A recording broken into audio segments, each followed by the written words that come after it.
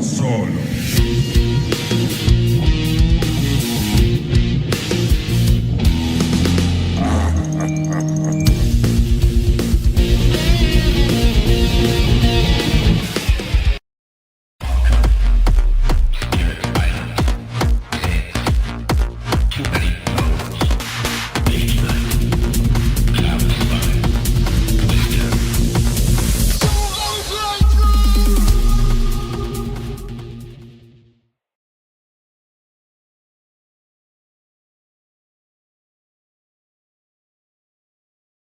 And hello! Welcome to Solo Playthroughs! I think it's all working! I'm skeptical. Nope. Nope. Ah! It's all working! Yay! I have not used the third camera in a really long time. So I was like, let me pop it out, see what happens. And I still got it, folks. I still got it. Or I don't know. Something like that.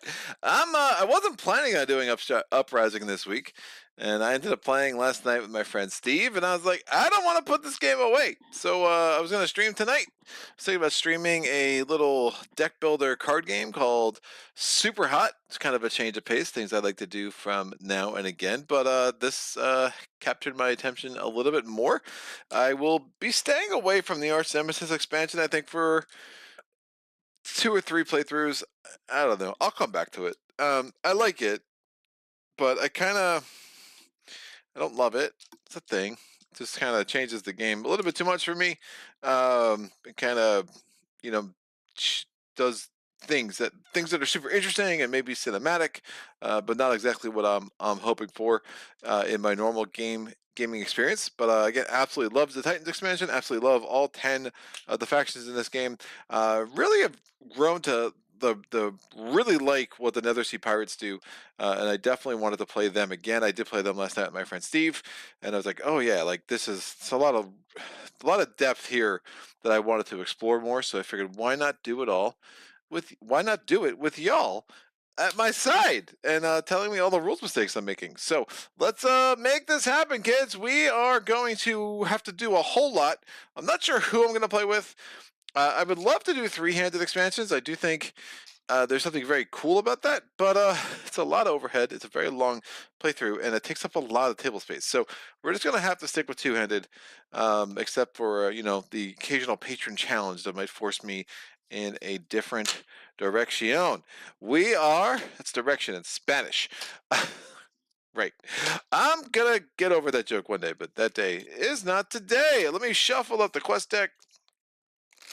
And we're going to, all the things that are on the board in front of me, we are going to have to find a home for before this thing started. I do have arranged up near the top of the board. Now, obviously, I'm cutting off the score from 0 to 18, so you're going to have to trust me that I am not doing anything shady up there. I assure you I am not. But I have lined up all of the Horde and all of the Legion. It's super exciting. They're all staring at me like I'm some weird guy streaming on YouTube, so they would be correct. We are going to put these items over here. All right, quest deck is shuffled. Yeah, that could be its home. Maybe. Sure. No, we'll make that its home and we'll just do 3 quests down there. I overruled myself. I object to myself. I hold myself in contempt. Thank you, Jim Carrey. Tabletop Troubadour, loud and clear. Thank you for the confirmation. I won't even say it, but if you were with my head there, you probably need some therapy. Maybe. We have, off to my left, we have our curses, and again, there are 9 curses. Again, special thanks again to Uprising Games for a review copy of the base game, a review copy of the Arch-Nemesis expansion, and a review copy of all the bling, including these handy dandy table trays, the upgraded resources, and the upgraded curses. It's super cool and definitely enhances the game quite a bit. The Titans expansion, the Blessings deck, the Allies of Azul deck, and the Armory cards. I mean, those are things that I was more than happy to buy myself as a way to give back to Nemesis.Games and all the cool ways that they have supported the channel over the years. And still weird that I can say years that I've been doing this for a while. I do have the Nethersea Pirates all set up here. We have our 2 Shark Scalds, our 4 Raiders, and we have our 5 Blade Ships. I'll put 1 Blade Ship on the board before I forget later. We also are going to have to do something with the Mercenary deck, so let me put that over here before I forget to do that. All right, I'll shuffle the Blessings deck and we'll get this off camera. There's really obviously no good order here. I'm just kind of going crazy. Ugh, and I'm just thrumming things like a goober. Played 2 games last night. My friend Steve was he was Baranth, which is like, it was like the blue defensive minded faction. The first game we got smushed so bad in the first round we just started over, but then had a really convincing win in our second game, including wiping out 4 Legion in the last round. Was pretty damn cool. Would have been a runaway win had we just found a way to kill the Mage Breaker. She ended up Mage breaking all over my Blade Ships in the last round there, and that sucked, but you know, we overcame. There was only 9 of these cards. I guess there were only 9 of these cards. 9 of these cards. I don't know. We'll see. I might have a couple of blessings floating around somewhere, but there might have only been 9. So these will just come over to this side over here. We have our capitals. I'll take the original out, and I'll just roll a die to randomize between the other 3. I roll the 6. 5, 6 will be the one that's on top. The Capital of Storms! If you would place a 4th garrison here, place it at any empty hex. If there is none, reinforce another hex. I am assuming... I wish Pavel was here, because I have questions. I am assuming that all of the special capitals retain the concept that if there are only non-imperial units here, place a legion there. And if you cannot flip, because these suckers all have the ability to flip, that they do not say that, and the book says that they retain if you would place a 4th garrison. So I'm assuming that was just an unfortunate oversight, because otherwise the text in this makes no sense. So at least the backside makes no sense, because there would be no mechanic for it to flip. So if that's wrong, Pavel, save us. Or yeah, I tried to find a Rada on Board Game Geek yesterday. I was unsuccessful in doing so. There should be more sea towers. Tried to get a lot of this sorted yesterday, but it was very late by the time we finished. And I only have 6 sea towers in my hand, which is 1 sea tower too little, kids. 1 sea tower too little. Where the heck is the other sea tower? Where? Is it in the box over there? It might be. We'll find out. Ugh. Oh, I found a sea tower. Missing sea tower. We're missing you too much to proceed without finding you. All right, so we have the Capital of the Storms. That's going to go in the center. We have mountains on 2 of the 6 sides of that. We can put them any way we want. I kind of like it that way because I can read it the most. I mean, strategically, that probably makes more sense. But whoever said I did things in the way that made the most sense. I will get you the rules for the Capital of the Storms in a second. Here we go. The advanced capitals staring me right in the face. The Capital of the Storms. Any legion placed here gains 1 activation token. Their fear of Zion made the legionnaires redouble their efforts. A player faction can have multiple targets. When a target is placed or retargeted, it is placed on the closest haven with the fewest units that does not have a target. A target cannot be placed on the capital. If there are only non-imperial units here, I guess they all say it here. That makes sense. If they say it actually on the card rules. All right, I was like looking for, anyway, never mind. I'm smart. If there are only non-imperial units here, place 1 legion here if you cannot flip this hex. So a player faction has multiple targets. When a target is placed or retargeted, it's placed on the closest haven with the fewest units that does not have a target.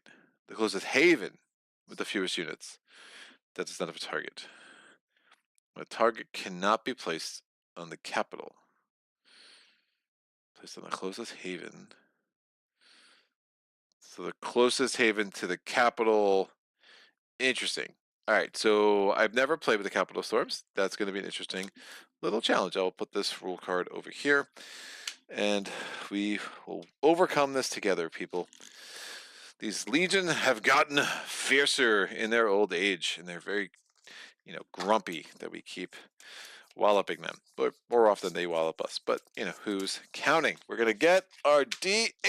There we go. Rolling a die for a chapter 4 card. I rolled a 4. I count from the bottom because I'm a weirdo. That goes there. We're going to go chapter 3. I'm going to roll a die. I rolled a 7, counting from the bottom. That card goes there. We're going to go to chapter 2. Mike Owens! Every time I see this game, it makes me sad that I can't get a copy of this game myself. Also, hello! You're missing a few O's, Mike. You got to work on that, man. I keep telling you. All right, we got a number 5. That goes there. And finally, chapter uno. Yep, you can think it. I'm not going to say it. We're rolling that. That's a 3. This goes here. Bam! See? I actually didn't say it this time. Come a long way in my old days, kids. This will just be a stack that kind of unnecessary to go chapter 1, chapter 2, chapter 3, and so on. And actually, I could probably just put the quest. I mean, there's so many things we could do with this board. Yeah, this is a little unnecessarily large, but I like it. It's pretty. So this comes off. If it wasn't streaming, I would use it as it is set up, unlike, the premium invader board for Spirit Island, which again, worst piece of one of the worst pieces of design I've ever seen. We are Fox Sports. We are gonna shuffle the Druid deck. I think there are 11 Druids still. 1, 2, 3, 4, 5, 6, 7, 9. And by 11, I mean 9. So I was super close. We're gonna roll a D10. Get our first Druid out. We have number 4. Remember the errata rules. You start with all of your Druids available. And they have beautiful art. Ooh, admire the art. All right, I will just kind of go through them all when I am done rolling. I only have 7 left, so rolling an 8's not helpful. There's a 7, and I have 6 left. I rolled a 2. We get that a 1. These can go over there as well. What Druids do we have, kids? Well, we have the Silence. Refresh phase. If the Emperor or the Empire or Chaos has more points than all players, place an Aether there. During Archery and Clash, if you have a Lightning Bolt, you can spend it to have you and your enemy ignore all damage. Before damage, once per combat, can be super helpful. Alright, so we'll put that on the screen. Kind of. We'll see if we have to move that. We have the Red Hand. I'll keep this one down here. Now, this does cover up the terrain and skeletons and garrisons things on the board, which is why they gave you the handy-dandy extra cards over here. I would like them a lot. Again, these guys, Dirk and Pavel and Cornelius, they think of everything. All right, if there are 5+ skeletons on hexes, place an Aether here. Archery and Clash, place with skeleton from the reserve on this hex, or remove all and add their dice to your roll before damage once per round. We have the Tree Mother refresh phase. If any player has 0 units in play, place 1 Aether here. Archery and Clash, you can spend a Lightning Bolt to place your cheapest unit in resources from the reserve here. Max 5 units per hex still applies. After damage, once per round. And we have the Mountain Heart. If there is 1+ Legion in play, place a Aether here. During Archery and Clash, ignore all skulls showing on 1 die your enemy rolled before damage once per round. So this is once per round, this is once per round, this is once per combat, this is once per round. Bam! Just like that. Look how pretty this board looks. All right, our home is the drawer schlockalakala, something like that. I don't know. I don't think I said that right. These mysterious raiders were long a thorn in the side of the Empire, who sent numerous missions into the Nethersea to find their secret base and root them out, but to no avail. When the Nethersea Pirates receive a target, place it here and only here. If there are only Imperial or Chaos units on the hex, flip it.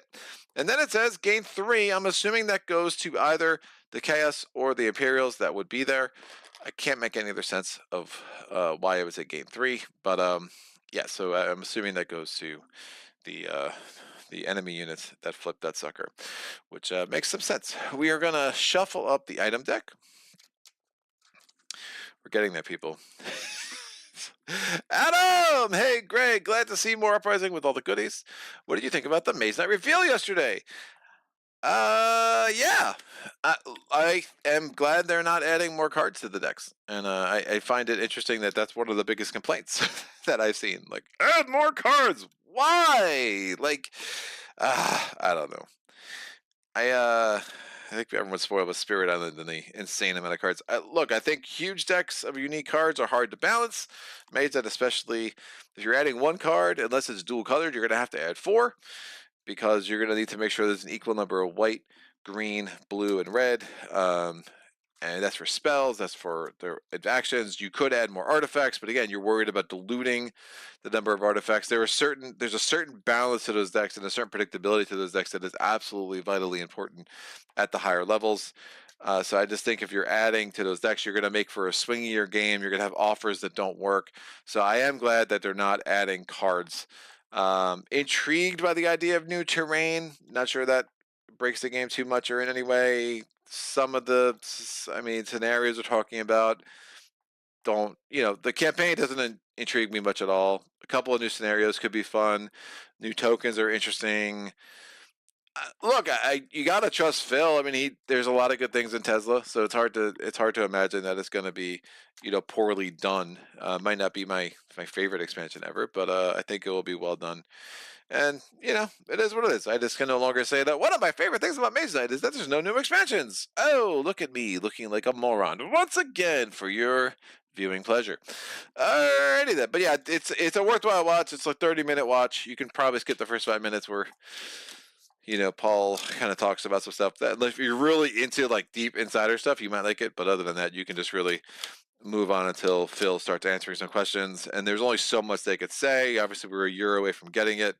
Do I trust WizKids with the production part of it? Not really. So that's another thing that gives me a little bit of pause. But hopefully, they do a good job, and there's not a discoloration between the Ultimate Edition and the new stuff coming out. Because why would I ever expect that? I knew to be happy about that part. I really like the quest system they're adding instead of winning by VP. Yeah, I think that's going to be play more of a role in the competitive game, I think, but maybe I misunderstood. I mean, I'm kind of intrigued. I don't care about winning by VP anyway, right? Like I don't even score. So for me, I almost feel like, defeating the Volcaire's army is the big quest. It's the mega quest, right? Like, or defeating the big cities. So like, that was another thing that kind of missed for me. Like, I don't want to like, oh, you have to complete this many quests. That's not gonna engage me with that game more than Volcaire's Return or Volcaire's Quest or, again, it's already a quest, but I guess it's Volcaire's Quest. Now we have our own quest. Great, we can quest just like Volky Poo. How exciting for everybody. All right, shuffling these tiles. We're gonna get 10 of these on the board. We still have to pick. God, I'm killing it, guys. I'm killing it. Turn of the solo playthroughs. Watch me set up for 2 hours. We are gonna put 10 on the board, and we'll put 1 up here. We got ourselves un salt, another salt. I just go 4, 1, 1, 4. That's how I know I'm being consistent. This is Salt Alley, kids. We got food, more salt. How the interesting. I hope the pirates want some salt. We got a plunder. We got a food, so something more interesting happening over there. And a food and a food. No plunder for you pirates. That's actually not terrible. We could have done a lot worse. Having a lot of salt can be good. It's also more likely that those will be icy wastes, and for our blade ships, icy waste indeed is what we want to see. So could be a good sign. Mike Owens, one of these days Maze Knight will be removed from my shelf again, and I'm actually fully going to learn that game the way I did it the first time I tried. And Mike James, Lord have Merc-y, it's Mr. Greg. That's right. Everyone calls me Mr. Greg. Everybody, and I mean everybody. All right, this goes here. We have our first sea tower. I'm going to put a very exciting mercenary chip on there. And why is it a merc but it's a mercenary, right? This throws me off. These are deep questions I'm asking, folks. Discuss amongst yourselves. All right, this is going to go here with this mercenary. And we are one step closer. We have to set our Legion and our Horde deck. there are now 12 of these wonderful creatures that we call friends. I'm going to actually, they can be hard to shuffle, so why not? Let's just do a full roll-off, kids. I rolled a 1. I got 11 more in my hand. I rolled a 5, counting from the bottom. So we're going to have, again, it's 3 plus 1 per player. We're playing a 2-player game right now. I have this D10. I rolled a 3. I have 9 left in my hand. I rolled a 6.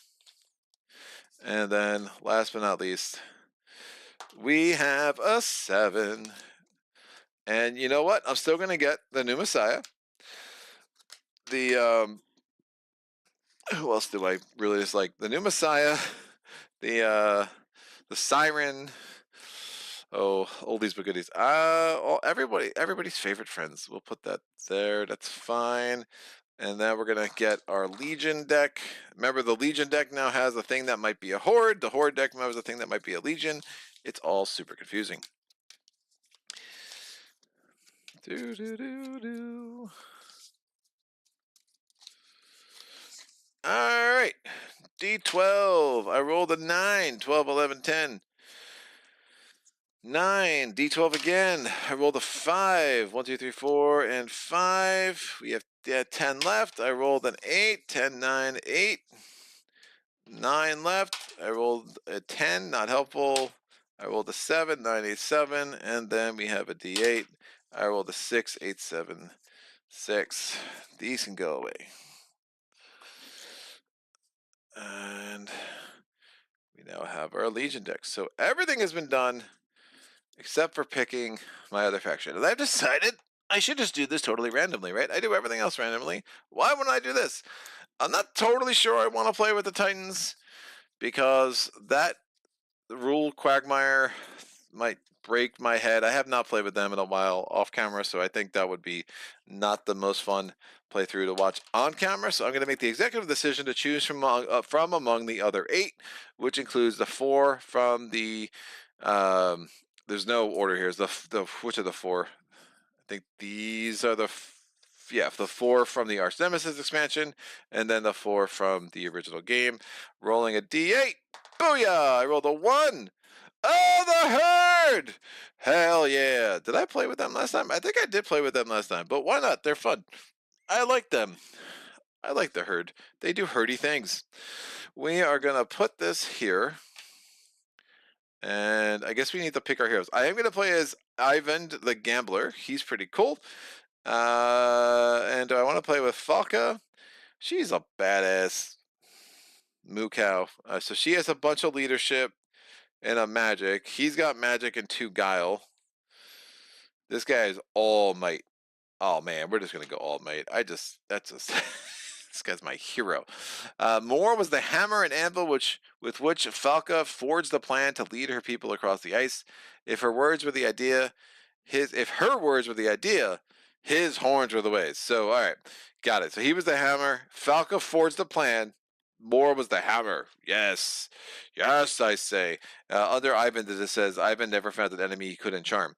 All right, well, that's a skill. It's a good skill, sir. That is a good skill. We do have 5 of each resource in our little trays here. So we have 5 salt, 5 plunder, and 5 food. I'm going to give Moore the bulwark 8 of these activation tokens. There is another spot over here where you could put them. I find it actually more useful just to put them right on the character as I use them. And we have our herd card, which is going to take up space. So I can put the herd card here. Sure. I'll try to put a die on it so people can see as well. The herd standee is not a unit, just a placeholder. You may replace it at any time with your units and place your units here, or vice versa. Your herd limit is on a hex is equal to the herd size track. Place a threat tracker on the card starting at 5. When you place a haven, increase the herd size by 1 permanently. Yutuma may only roll 5 of their unit dice in combat. So we're going to take this. We're going to put a 5 here. Thank you very much for playing. I don't need these. Those can go back here. I don't need this.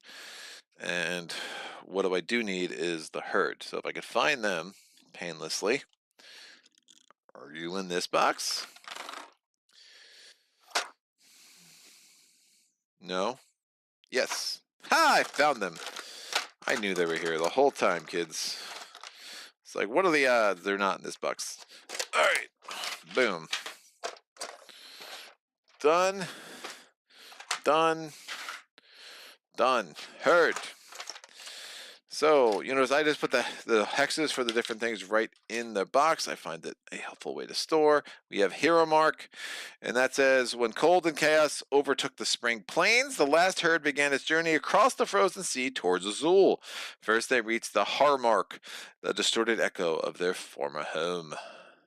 So that is a Badlands. The capital is a Badlands, so that could be really good for the herd. It could mean, loading up on some riders could be a good thing. Could be a good thing. So we're gonna kind of keep our eye on that. So boop boop boop boop. Falca. Nope. Almost dropped all the cards. Almost saved it. I think so. Maybe kind of a disaster. All right, we're good. 1, 2, 1, 2, 3, 4, 5, 6, 7, 8. We'll start these here. Again, we have the ally deck, so we have our two starting feats, and then the ally feat. The ally feat does start the game into play, but it is not a starting feat. The rules are very clear about that, and it does come into, if there are some things that do refer specifically to starting feats. I should shuffle. I'm going to shuffle. I'm shuffling every day. I'm shuffling. Bum, bum, bum, bum, bum, bum. Oh, I need that, don't I? I'm missing a component, kids. Unnecessary component. All right, Falca's gonna go away. Bye, Falca. You're the best. I still love you, just not today. Gotta, cows have feelings too. You gotta make sure they still feel valued at all times. Words to live by, kids. Words to live by. Are you a cow, people? Nope. You're a cow, people. Yep. Bam.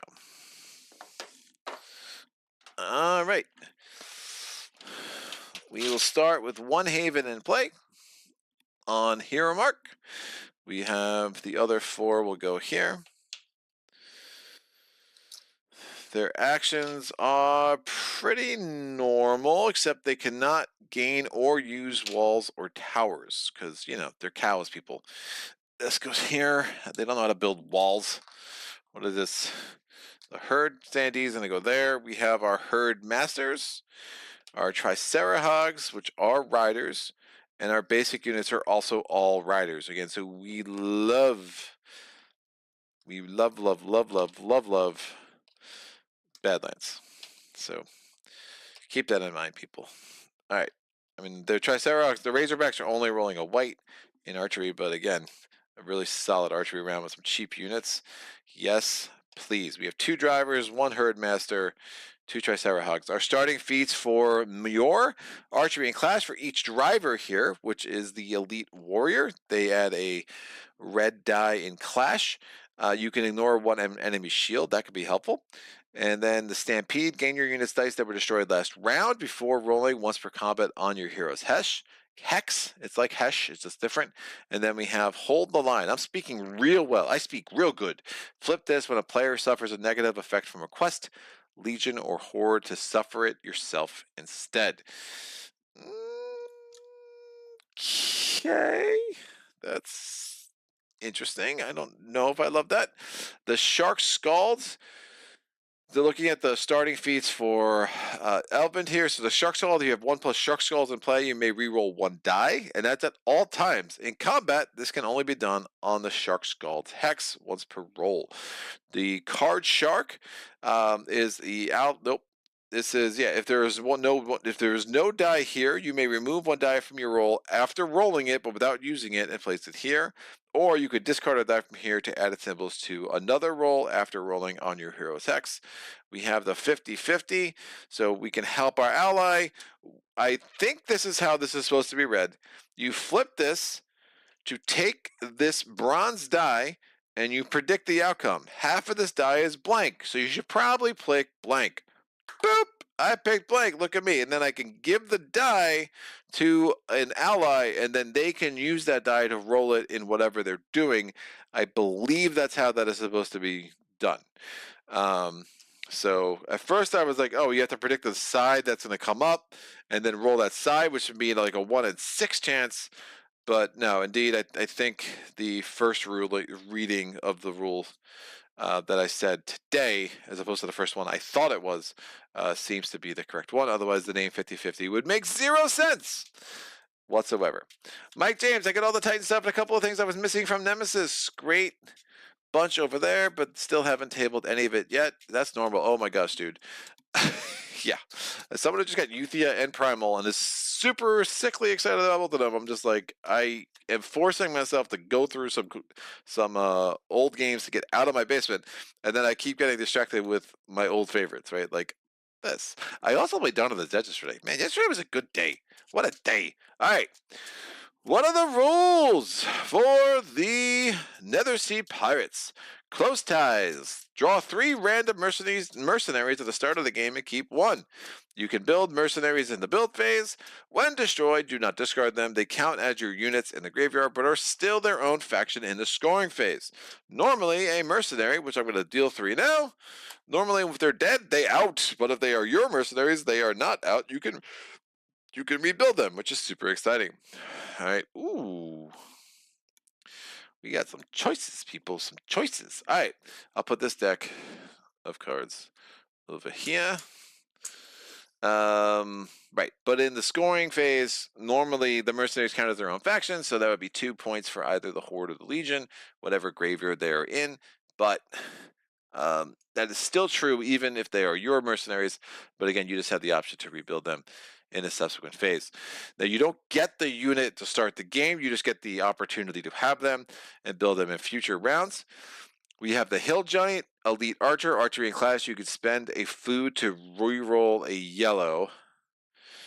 I don't need a ton of food, so I don't hate that, but that could be not the greatest. But I am even if I don't use the reroll, I do like the idea of having a yellow in an archery, right? So we have the Elite Archer. This unit can only be placed and moved onto Icy Waste, and it's adjacent to all Icy Waste, which is nice. But this unit does not provide its dice clash, so it's kind of like, you get 1 die roll, and the silver die, while good, still does have 2 blanks on it. So no, or 1 blank on it. I just roll the blank so much that it feels like 2. So that's interesting. Cost 5 salt, and then we have here 5. Oh. I'm never doing that. 5 food. You can, during Clash, lose 2 points to gain 1 black die. Of course, I would do that and then roll this singular skull, or I would be against a Horde where there's a curse, and I would be rolling that where I can't use it anyway. So that's a non-starter. So we're going to take Mr. Hill Giant and add him to the card. Now, remember, the mercenary cards do count against your limit of 10 little cards. What you call little? The cards. Just the cards, people. It is what it is. Don't get excited. Let's make the magic happen! Reveal a druid. Well, they're all revealed. Well, I'm really efficient and really good at my job here. We're going to flip up. Flip up all your cards face up. We have no face down, so we're done. 8 action points. They both have 8 action points. Draw 3 new quests. No, items. It's like quests. It's just different. Great. Number 1. The Whip of Thorns. You need 2 leadership to get it. No one could buy it. But if I could buy it, it might be good, but I can't, so I'm not going to talk about it. Blackfire. Who can buy it? Evan can buy it. Excellent. He can spend Assault to gain a white die during archery before rolling once per round on your hero's hex. I think I like it. What am I so afraid of? We have the Healing Potion. It costs Assault. After combat, discard this to place 1 of your destroyed units here on any of your havens. But you can only use that if your hero is in the combat where it happened. That makes some sense. Quests, we're going to deal 3 of them. Count them. 1, 2, 3. Cleanse the Waste. Reminds me, we are supposed to do some of this stuff. I will do this now. I'm playing in Apocalyptic mode, so we will have 3 curses on the board, and there will be 1 skeleton in all 3 of the regions. Again, so we have the Howling White, the Foggrave, and the Screaming Sea. I used to put this here, but I've started to offset it. I think it just makes more sense to do that and keep it away from the sea tower if possible. Whoo, especially with the Nethersea Pirates. I love sea towers. Anyway, place 2 skeletons on 1 empty hex in each region that has no skeletons. All regions have a skeleton, so that's not a problem. The quest is not discarded until you solve it. If there are 0 skeletons on the map, every player gains 3 points. Then discard this quest. Oh, by the way, during the refresh phase, does the Empire or Chaos have more points than all players? No. Are there 5 skeletons on the map? No. If a player has 0 units in play, yeah, we both have 0 units in play. Bam. Again, the blade ship is not a unit; it's a haven, and Evan is a hero, and so is Muir. And then refresh phase, if there is 1+ Legion in play, there is not. So we got 1 Aether. Now we could use this Aether at any time to re-roll all of our dice. They have to be all of them, or you could use it to trigger that ability. Place your cheapest unit in resources from the reserve here. That's fine. You can still only use a Druid power once during combat. So you have to be aware of that. Whew. All right, first quest. Second quest. The Caliph Migration. It's a 1/2/1. 1+ to solve. You can gain 1 food for every skull that you roll. Discard this quest. You can add. Place 1 rider unit in your havens. That could be good if I had the ability to roll shields, which I don't, which is fine. And then finally we have a Strike at Dawn, a 4/1/2, 2+ to solve, 1 Legion or Horde, loses 2 threat, discard this quest. Bam, done. Alright, add 2 threat to all legions and hordes in play. There are none. The first player is going to take this. The first player is the cows. They're going to go moo! And then they read, because they are cows who can read. That's what happens, people. All right, Azul's a crazy place. Starving mobs, hunger and despair turned innocent survivors into bands of robbers and thieves who roam the land. Your followers are doubling their efforts to protect your haven from this threat. Every player, except the cows, of course, adds a wall and a tower on their haven, except, of course, never mind. Oh, this is a really useful card. Blade ships don't get walls and towers. Cows can't use walls and towers. I don't make the rules, people, but this card sucks. All right, and in the sky there were flickering lights behind the clouds at night, and the moons were blood red. Place 1 horde at threat 4 in the Howling White, not adjacent to a haven. Then place 1 horde at threat 4 in the Screaming Sea, not adjacent to a haven. The first horde of the game is actually a horde. That's helpful. Hit's resentment of the old gods set him against the disciples. Set the banished threat to 5, choose a quest and resolve its failure effect. If destroyed, gain 3 points. Once per game, place this card at the bottom of the deck. Interesting. Solving 2+ is probably bad. Getting a lot of food could be good. I don't have any units from play. I think I could choose that then, right? No. Let's see why I couldn't choose that. So, yeah.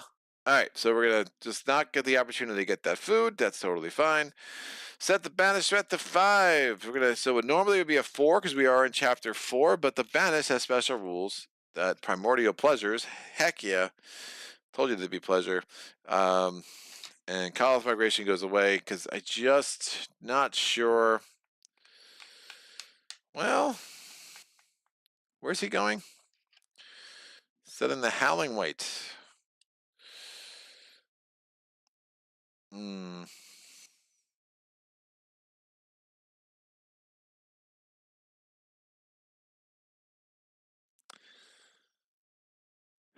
So he comes into play. I'm assuming I can activate him, right? There's an order of this, how that happens. That's the Uprising. Where's the basic rulebook? This is the main rulebook. Here's the combat sequence. Heck yeah. So, for 1 turn in, and I'm in the rulebook, kids. When we place It's hot. It's hot in my basement, y'all. Thought y'all should know this. Placing skulls on your hero's hex, combat sequence, combat abilities, garrisons, graveyard, threat, legions, retarget, empire, skull, curse, remove curse, place a horde. It's for activation. I thought there is the butcher. She places the standee, sets his track target to 4, then immediate effect. Then she decides whether she wants to fight them. Alright, so you draw the top, place the matching standee in an empty hex. Oh, okay. And then we kind of know it's saying, remember a hex with a curse. So I could put this. This could be. This could really backfire. Oh, I forgot to put garrisons on the board too. I probably should have played this right now. I'm a mess. I'm a mess, people. Alright, we have all of these. This looks empty. What's happening? We'll get there. See, the key is knowing a rulebook well enough that you never get too far astray before you're like realize you're making a mistake. That's the key. Words to live by, kids. Whatever. I'm going to try to kill this thing first round, especially because he's like one of those annoying jerkholes who comes back. So I'm going to get the banished. Where are you, banished? Banished. Ugh. He comes here. I set him in the Howling White. All right. I'm going to choose this to fail it because I don't think I'm going to pass it anyway. This could actually be helpful. That's a lot of food, and not so, or potential to be a lot of food that I don't want to give up. So that, oh, but then there's a whole other thing. I have to place a Bane on there. So Bane, immediate effects. Finish the resolution of all, then resolve the Bane effects. Finally begin any combats. So Bane's, when any draw Bane, place it on the Legion Horde. All right. So we're gonna pull a Bane as well before I forget. And the Bane is, oh, 2 shield in the archery phase. That's not great. And it rerolls up to 2 blanks in archery and clash once per round. Huh. So he's going to be damn near impenetrable. Oh, and if I put him there, he's going to activate there. Which could be alright.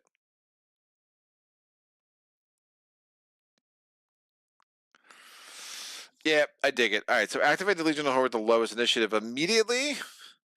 This is out of the game. That quest card. He activates. When he activates, he goes to poop out a curse. Bam, and then he's going to move here because he's going to activate normally. If I put him here, then I could try to fight him. But I'm not convinced I want to try to fight him with those 2 things. So we're going to start to have him wipe out some of these garrisons. Because why not?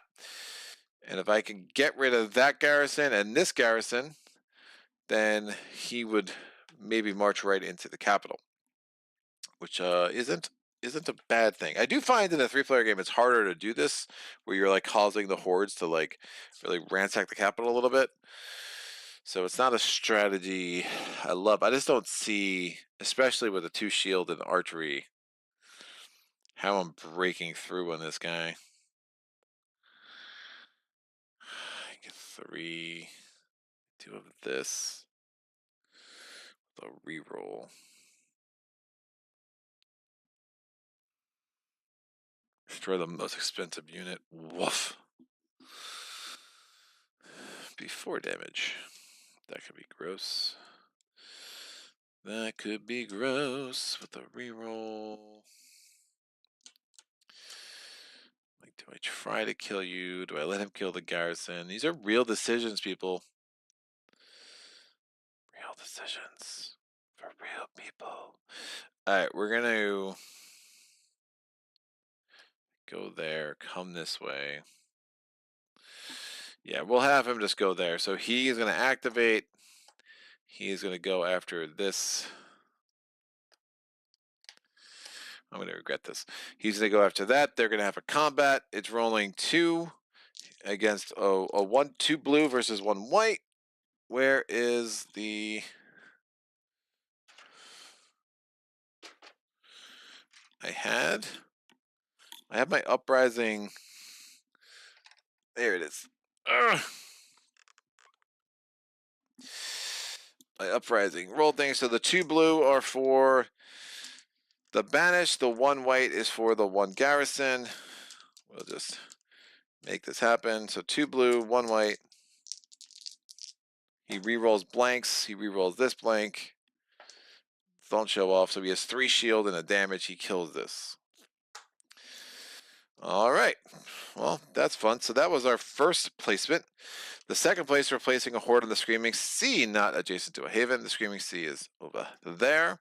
And the second horde is the Counter of Omens. Second horde is going to come in with a threat 4. It has an immediate effect where it's going to place 2 skeletons on the hex we place it on, and it also has this Bane. So we're going to put this in the Screaming Sea, not adjacent to a haven. We will put this here. That gets 2 skellies, so that's going to make that quest harder to get rid of in the first round, so that's a little bit annoying. And then the counter, the Bane is Trail of Tears, activation, place 2 skeletons with the curse here. So it literally is going to... Wow, it's going to literally make another horde in its wake. So that's super exciting. That goes there. So lots of rules to kind of keep in mind as we start this game here tonight. This goes away. Thank you, Chapter 1, for everything that you've meant to me. We are now going to go to the build. So we're going to place 1 activation token on each horde and legion in play. Obviously, we only have hordes, and they will get 1 activation token each on the chaos side. And then we're going to go to the build phase. We're drawing 2 feats as the cows. Moo. Discard this to double all of your damage from you and your enemy this round. That seems painful. And then we have this card. I think this is more helpful. It will give me a magic. Don't mind if I do. And 3 resources. I'll just take a D6 to remind me that I have 3 extra resources to spend this round. And the card I don't choose is going on the bottom of the more deck. I want more. You can have it. All right. We have the shoot first. Flip this to roll your archery dice and apply before your enemy. That's pretty solid. And then the third, Navigator, is when you use the sail action, move your blade chips 3 more times. I will take the shoot first. I think that's going to be a little bit more useful early, especially with the hill giant. All right, we're going to build some stuff. Build any units. So what do we want, people? I would like to hold your hand. Oh, man. Counter of Omens does not make me happy. It's a lot of skulls. We get some problems. We got some problems in Cabland, people. For real. So we're going to build. It's been a minute. None of these seem to matter. For each driver here, ignore a shield. That could be helpful. So let's go into that strategy a little bit. We can only have 5 units in play. So that's 3 and 2 for a driver. I could spend...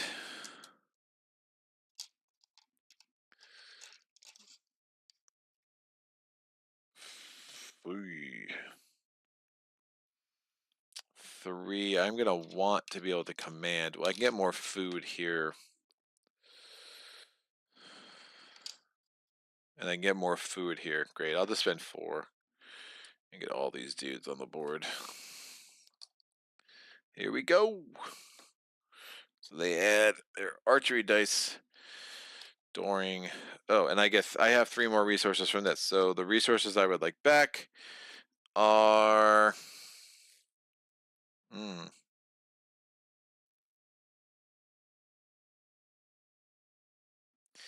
If I do this, take this back, I could turn that into 3 salt and spend 2 salt to get 1 back. So, and put this on the board. So I spent 7 salt, 3 plunder, and 3 food to get the herdmaster, a driver, and 3 basic razorbacks. I like it. These goes over here. Out. Building stuff for the raiders, so we can build our havens. We don't have to use a build action to get our havens out, because the havens are blade ships. They can be super helpful. I do think that I would like to get Shark Scald out, so that's a no-brainer early. So 3 and 1 puts you out. I'm going to spend 3 to get the Hill Giant out. The Hill Giant is in the mercenary units over here. What do you look like, Hill Giant? You look like a giant from the hills. Yeah, no kidding. But what? Not helpful, man. Not helpful. Here we go. Found him. He's out. So that's 2 units that I have on that hex. And then I can spend any 2, a couple. Oh, I have to build another haven. So that's 1 and 2 to get a blade ship out. Does not count as a unit. And then I guess I could spend these 4, so I'm out of resources, but I can replenish food there.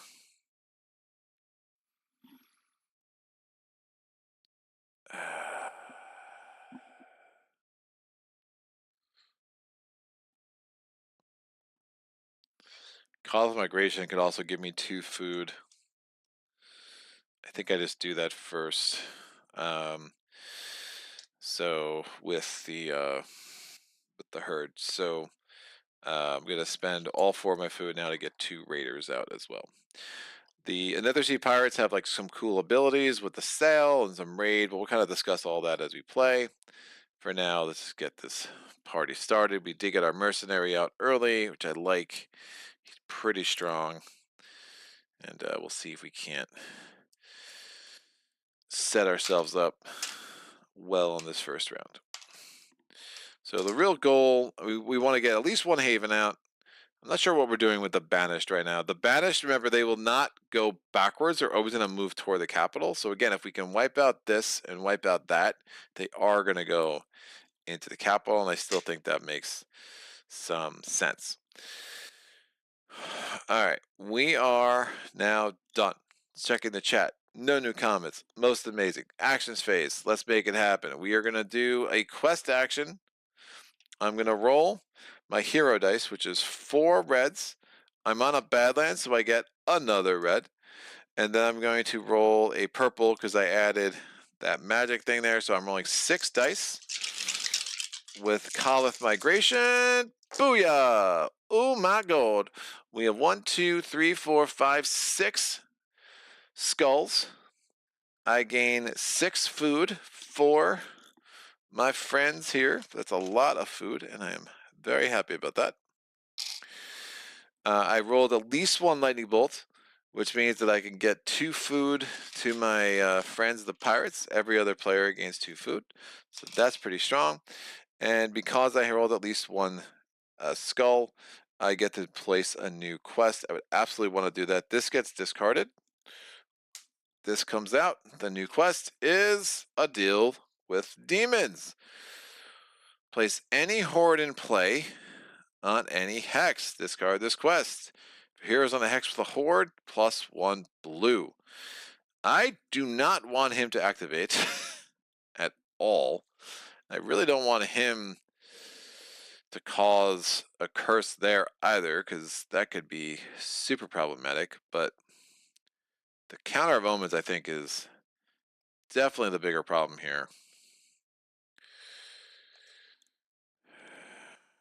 Do I just roll 4 reds and a purple and assume that's going to be enough? If I fail, we activate the horde with the lowest initiative, which is the counter of omens. And when he activates, he's going to be dropping a lot of scary things that make me sad.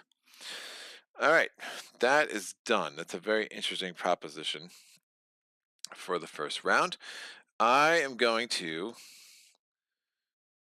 I'm hoping there's like a mountain. I'm hoping this is an icy waste with a mountain that allows me to kill this thing and put a blade chip there. So a lot of very specific requests here. Let's see if it happens. So I'm going to move and explore with Elvind, I don't know. It's a thing. He has a name. We're flipping this over. Icy waste with a mountain. Icy waste with a mountain. Heck yeah. All right. That's perfect. Haunted Hollows. Innumerable secrets hid in the ancient battlefields of the Haunted Hollows. Gain 3 of any resource. I will buy. I really do want the Blackfire. I'm going to buy the 3. I'm going to just take 3 salt because that's what I want. I want salt. What do I need? I need salt. If empty, place 2 skeletons here. If not, reinforced. It is not empty. It has a garrison there, so it's going to reinforce. When it reinforces, 1 garrison becomes 2 garrisons. It's amazing. Ooh, that's a thing.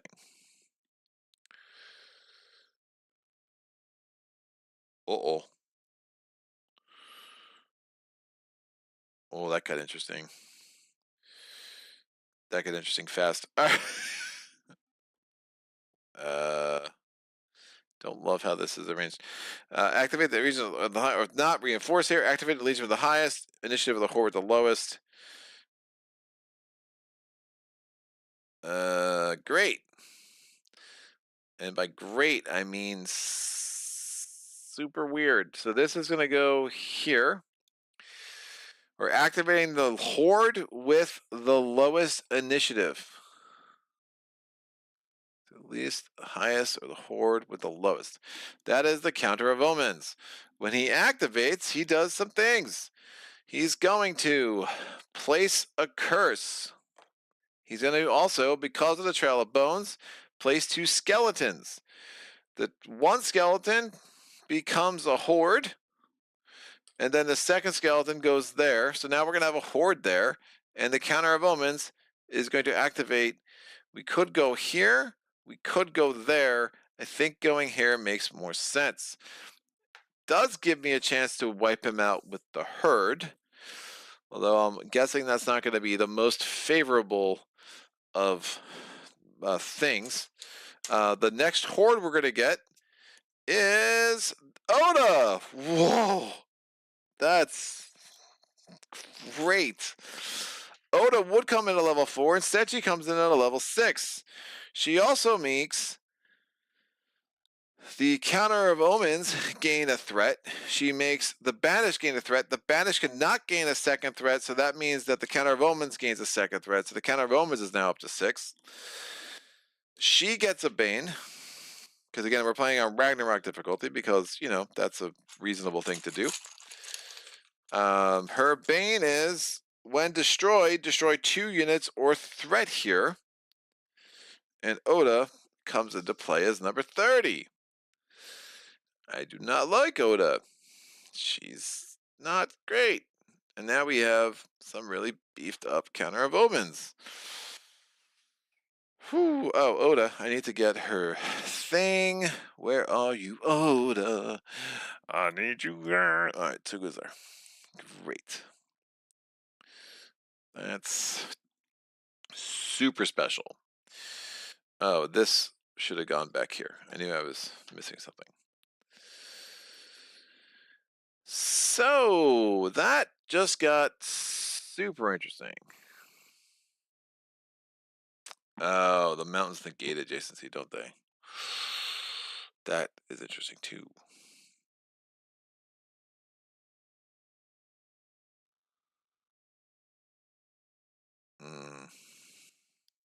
All right.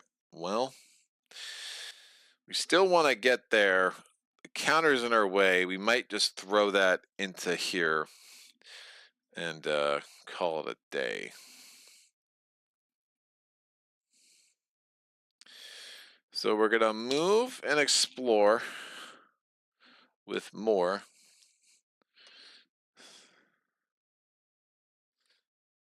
Ugh. The Shriek of the Abyss. Gain 4 salt.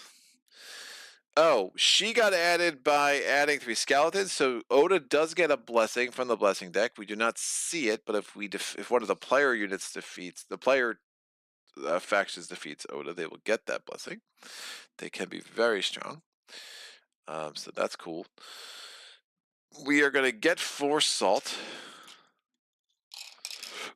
Remove any garrisons here. There are none. Place a curse here. Woof.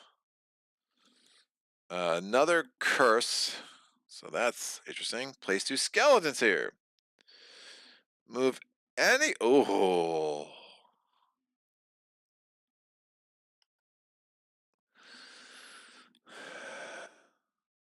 Move every horde to any adjacent hex. More is here. Oh,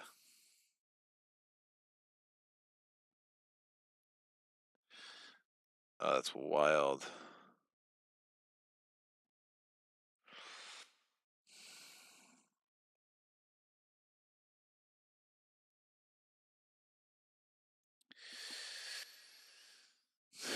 Move every horde to any adjacent hex. Ignore passable terrain. So I think I just shoved the banished in.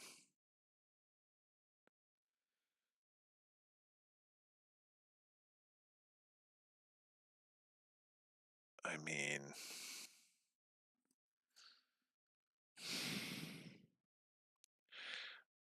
between this and this, it's almost I can really annihilate the capital. But then I'm gonna have a big problem fighting off the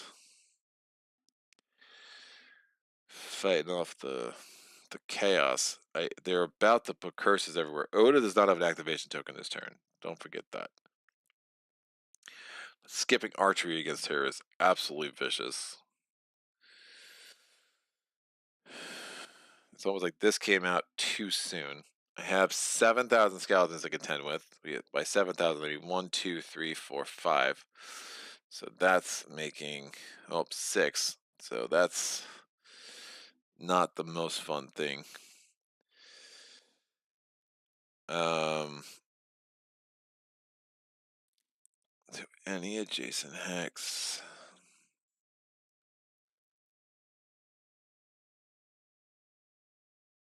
May just be a ton of combats between the chaos and the horde.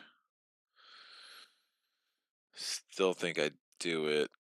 The baddest comes out.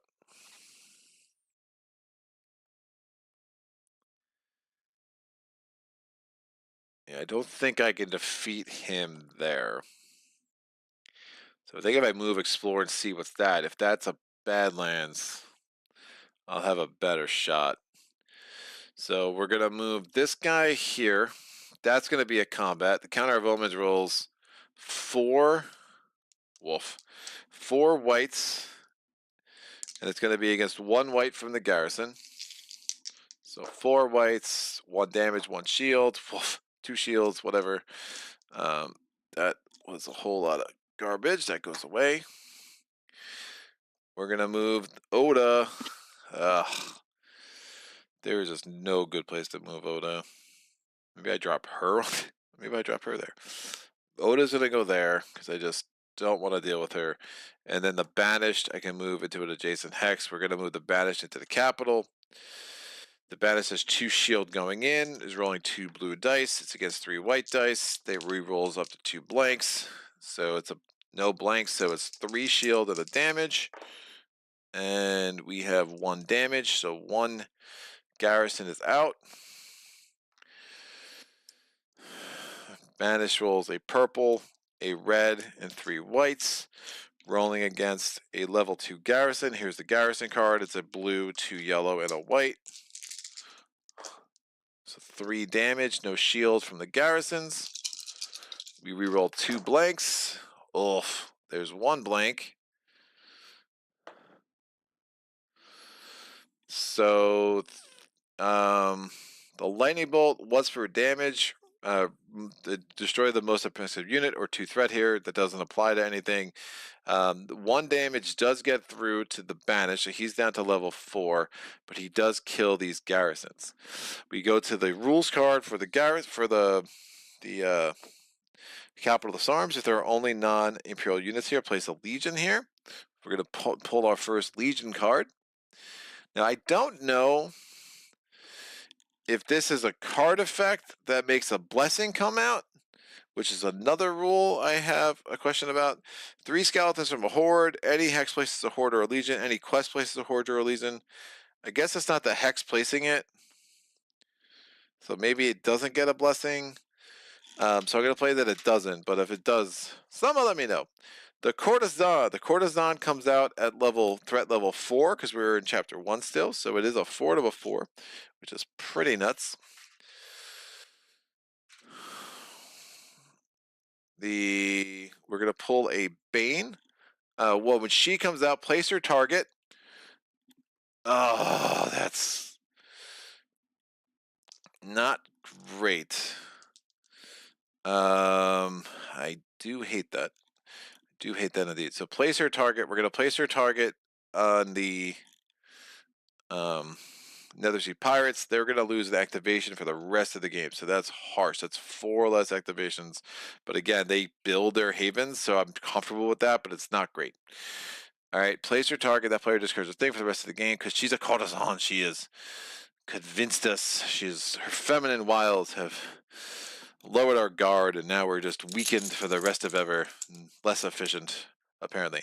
So in Clash, she has an Imperial War Lizard, which means she adds a black die in Clash. We're going to do the first round of archery. Now, the courtesan copies a unit, wall, and tower dice, but not the item and feats of her enemy. The banished in archery is rolling, but not the unit, wall, and tower dice.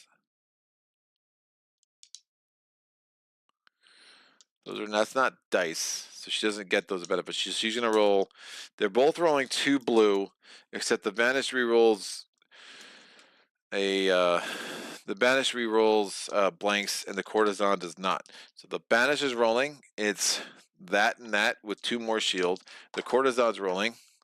It's that and that with not 2 more shield, but no damage. All right. The banished is rolling a purple, a red, and 2 whites. That did count as a roll, so it's just 1 damage, but it re-rolls 2 blanks, and it always rolls the best dice, so it's going to roll a red and a white. There's 1 damage, so 2 damage here. The courtesan's rolling a purple, a red, 2 whites, and a black because of a War Lizard Bane. That's 1 shield and 3 damage, so only 1 damage gets into her. 3 damage gets into the banished. The banished is down to 1 health. We go to the next round. The banished is just rolling a red die. It re-rolls blanks. Blank, blank. The courtesan's rolling a red and a black because of her War Lizards. And 3 damage. Woof. Kills the banished. That's 3 points for the Legion. The banished thing is out. This Bane is out. Nope. This Bane is out. Remember, once per game, place this card at the bottom of the Horde deck. So we have not seen the last of Mr. Banished. But when it comes back, it will draw a new Bane. And I'm throwing things on the floor. All right. That is all the movement. So we have satisfied that move and explore of our cow friends. The courtesan needs to be placed on the board. I have not placed her yet. She will go here. Oh, my bad. When you would the rules here, her is the closest haven. From there, 1, 2, 3. This is actually the closest haven. Woof. She has to place it there. So actually, it is the cows that lose.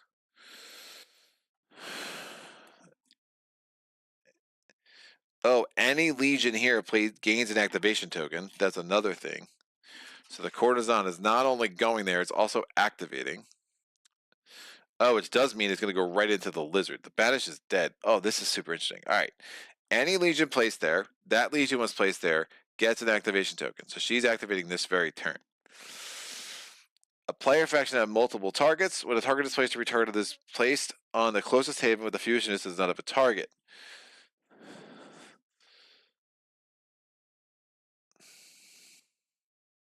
Target cannot be placed on the capital.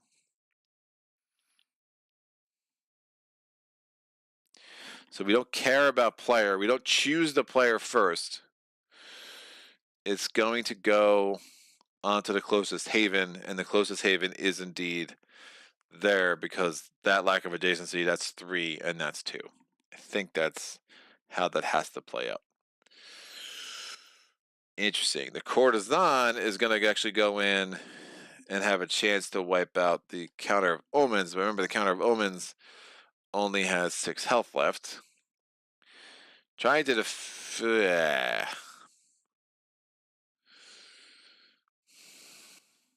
don't like that the horde is down. I also really do need to get another haven out as the Atuma. So that's a problem. I was, again, trying to get there. That seems less significant.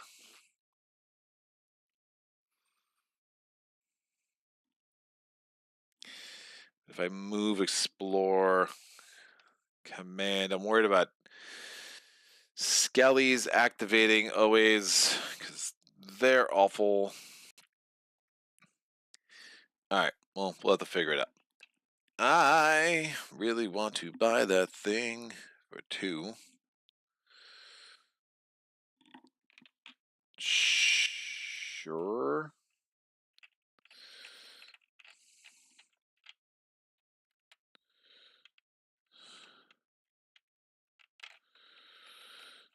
White, yellow, white, 2 whites and a yellow with a reroll. I kind of like that. Yeah. So I'm going to go to the market, spend 2 salt, get this Blackfire. Oh, man. Maybe that's not great. Nope. I'm going to spend 1 salt, get the healing potion. So really, that's just going to be a drain. And remember, I'm going to be at 10 cards pretty quick because of the mercenary. So getting a bunch of items as the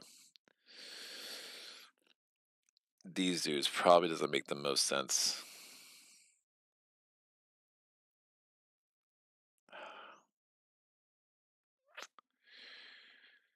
Move, explore.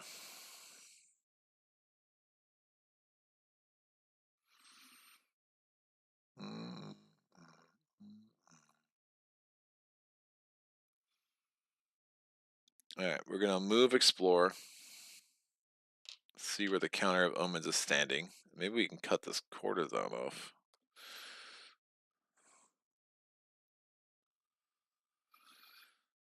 Okay. That intrigues me. It's a swamp, so red dice become white dice. It's not great for me.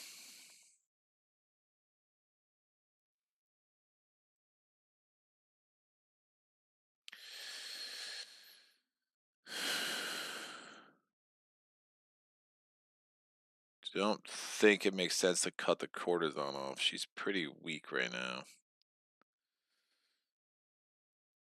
But I think gotta move the counter, but then Oda's is floating around the game board. Oof. Oda's bad, yo. Counter's up to 6. He's still got an activation token. Nothing that can reduce that. So if I put Rigga,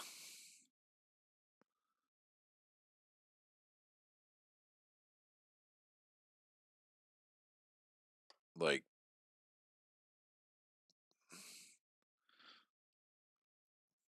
that's interesting. I made the courtesan go that way. So I can't. Oh, the counter's at a 6, dude. It's not a Badlands, which I was mildly hopeful that it was. I have to build a haven, which is why I might just move him out anyway.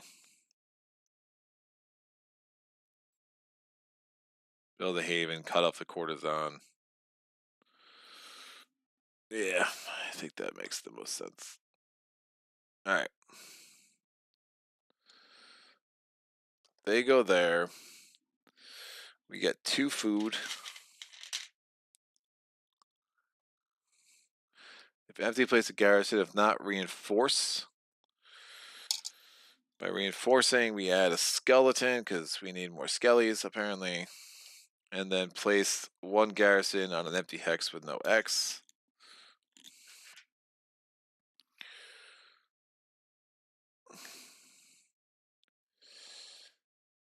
I will put it here.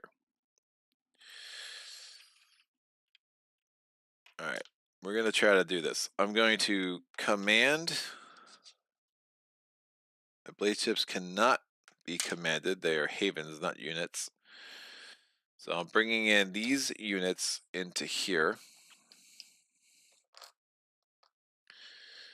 We're in the archery phase, and I want to do archery first. I'm going to spend a food to roll in a I could spend a food to re-roll a yellow.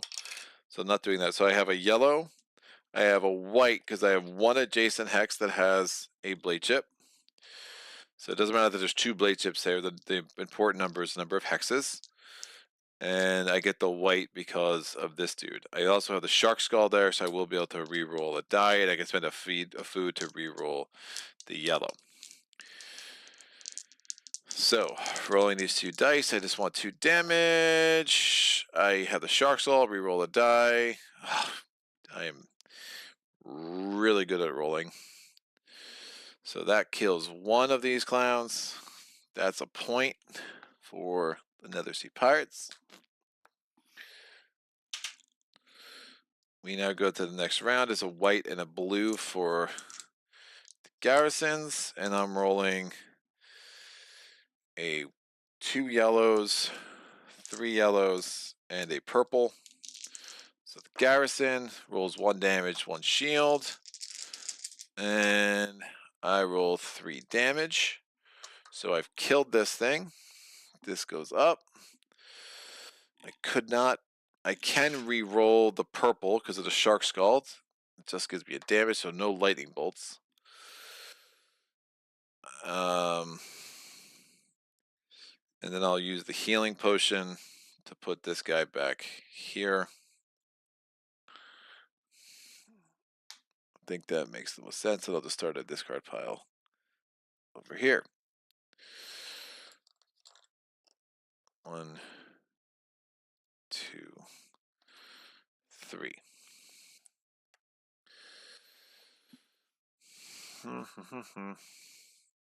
All right. We are now going to. We're just not getting a. We're not getting a haven out, and that hurts my soul. Yeah, having the place the courtesan there, so 7 actions a turn. It really changes things. Skeletons freaking everywhere.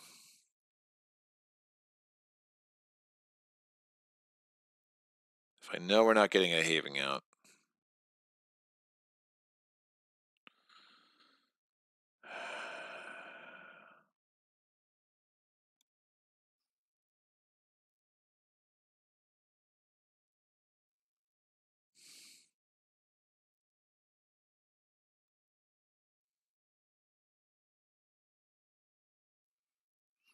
I mean, a curse and 2 skeletons is another horde. Oh, damn it.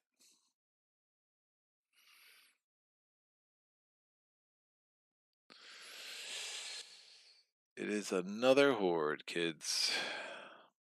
Skip archery against Odo.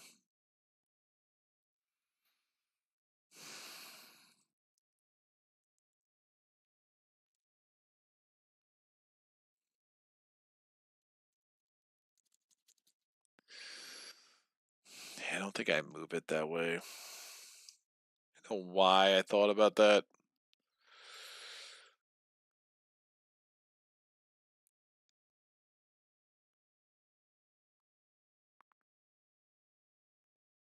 I just gotta start dealing. I gotta start letting these guys deal with each other. So I'm changing how I place this when I explored it.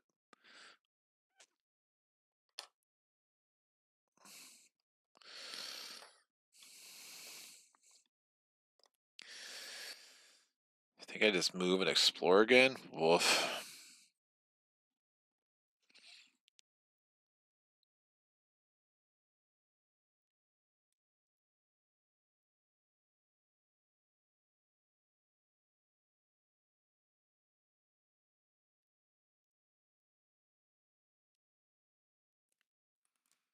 Good quest.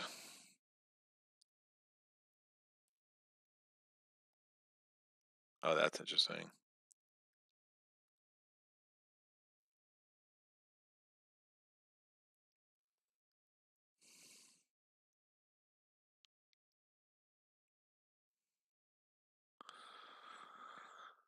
If I move Oda into there, I could really start churning through these legions.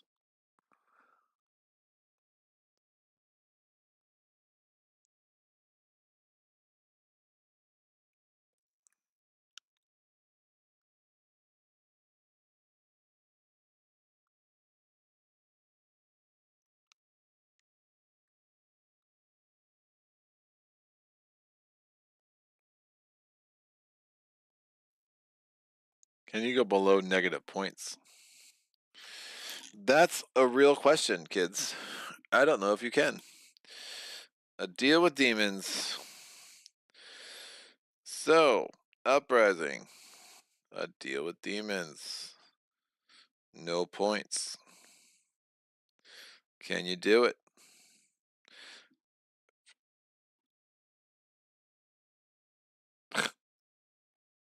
That was crazy. Don't Google that, people. That's weird.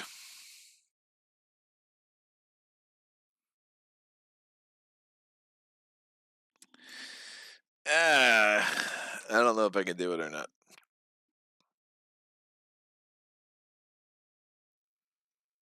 I don't know. I want to do it with him. Anyway, just from an action economy.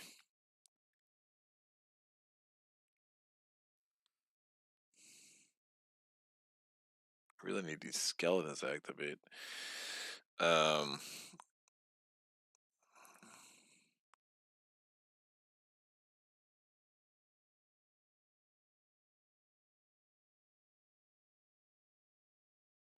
assume I just can't. I assume I just don't lose a point.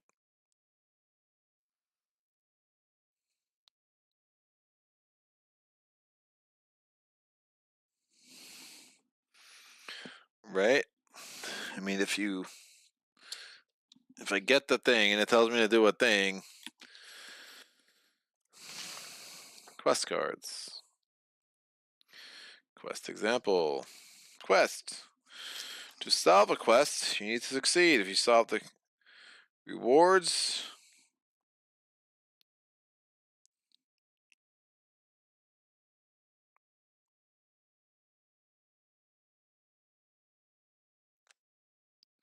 What if it's not a reward? What if it is not a reward? They're calling it all rewards, but that's the problem. Uprising, board game, quests, rewards that are negative.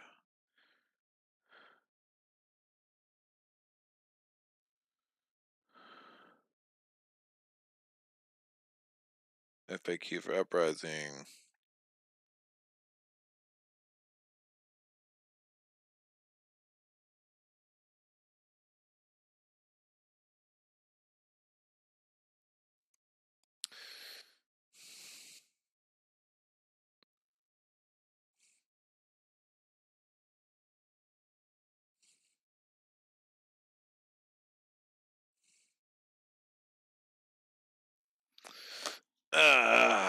I assume I can do it.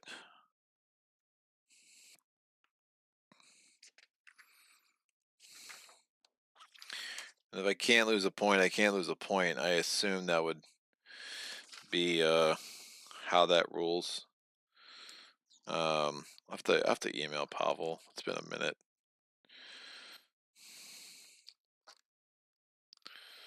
Over his turn. Yeah, because it calls again. Normally on a quest, the benefits you get for doing a certain thing are positive. So when they're negative and you can't actually suffer them, I don't know. I don't think you'd be prevented from actually doing it. I don't think that makes any sense.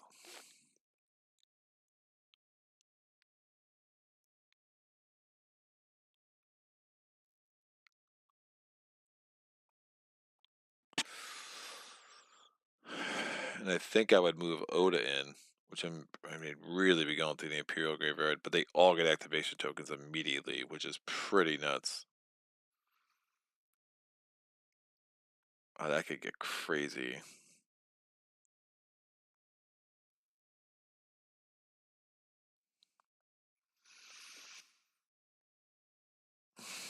I totally blocked out, kind of.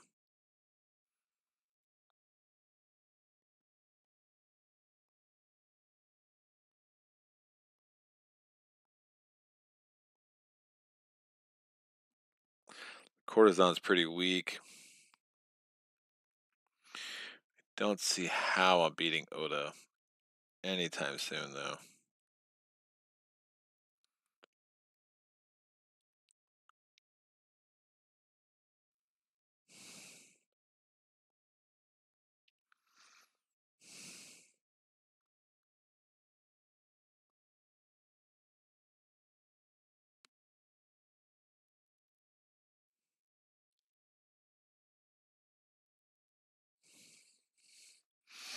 This is a pickle, man. I'm kind of stuck.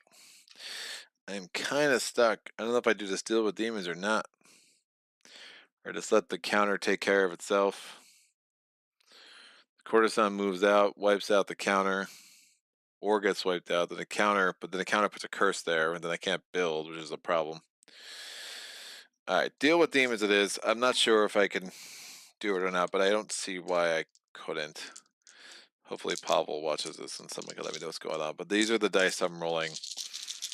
I'm rolling 6 dice. I'm doing a quest action. I only have 7 activations. That's really bad. Alright, 1, 2, 3, 4. So I did just the one. I got a no. I did not get 2 of those, and I only got. I did get 1 of those. So I actually lose 2, but I can't lose anything. But I can place any horde and play any hex. I'm gonna take. I'll deal with Oda later.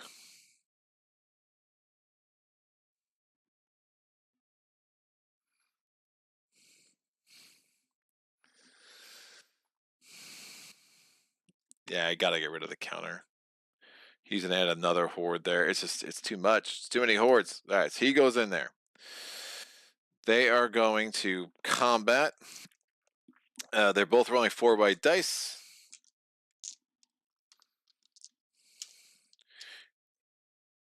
This gets discarded. I don't know if you go negative points. I assume you can't.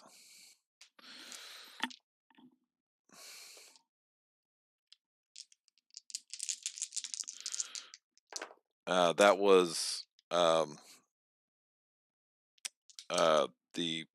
moved the counter, so that was the counter. 2 damage. This is the courtesan. 2 damage, 1 shield.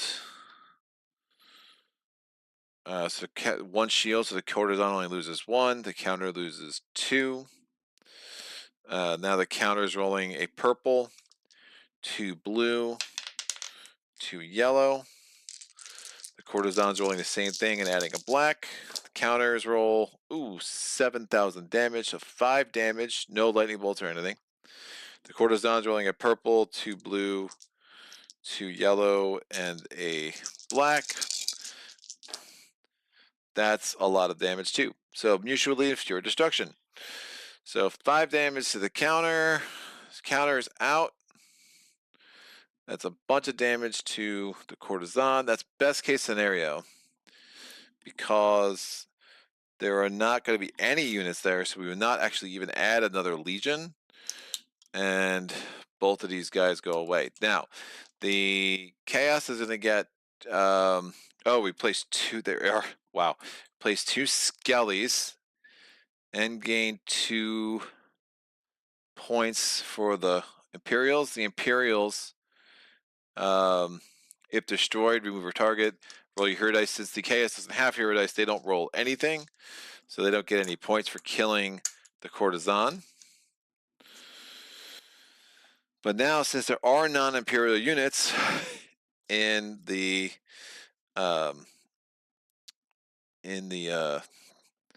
capital, we have to draw a legion. Since we're drawing a legion and we're placing it on the capital, we immediately give it an activation token. We're placing its target on the closest haven, which is still the Atuma, but this target can go away. And we have number 10. I do have these in alphabetical order. So we have this one. It's going to go here. We're going to pull a Bane.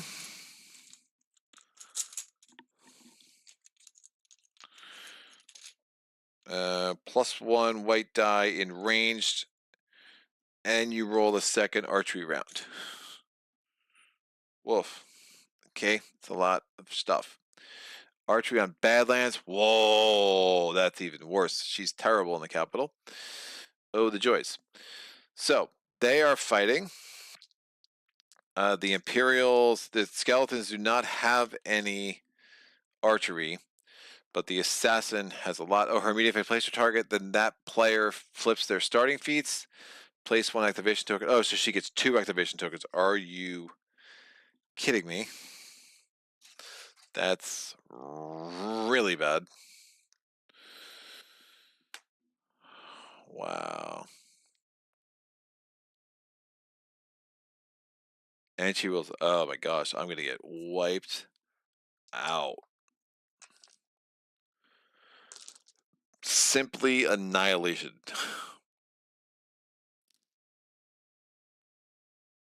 She gets an activation token, and then she gets a second activation token. Woof. Alright, she's rolling 2 red, a white, another. No, she comes in at level 4.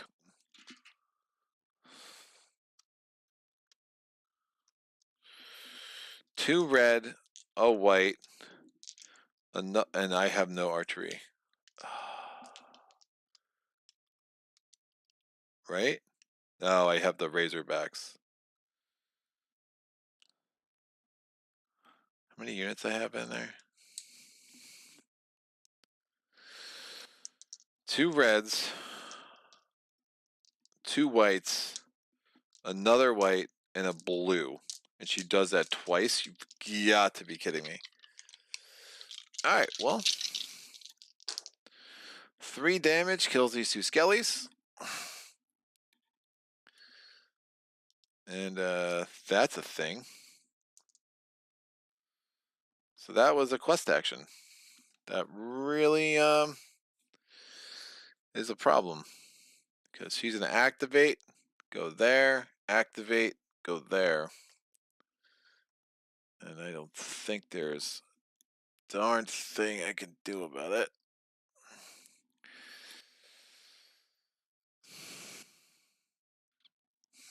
Right, everything placed, any legionary placed gets an activation token immediately. Yikes. The pirates are just like, I don't know what's going on. This game's easy. It's crazy. Crazy. Alright, we're going to move explore. And if I could get, I can't even get in there. Just the way that hex came out.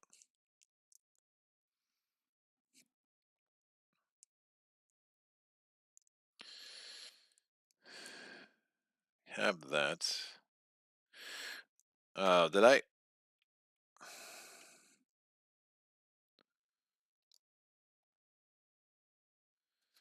I don't know if there's a die I didn't use. I have a feeling there was. Right, I'm pretty sure I had an extra. Yeah, because I re-rolled stuff. I definitely had an extra skull that I didn't use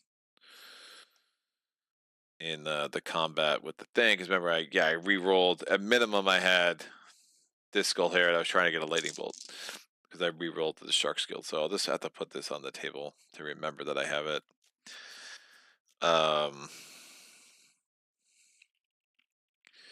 Definitely want to get to that sea tower.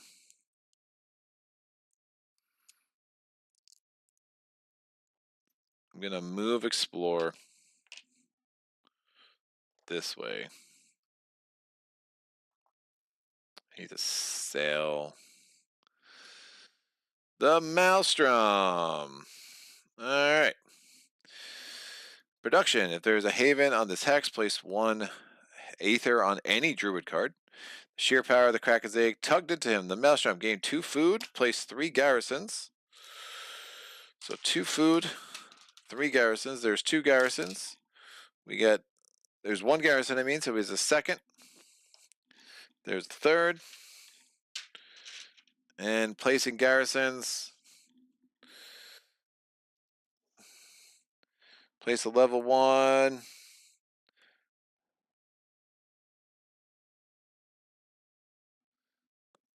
Reinforce.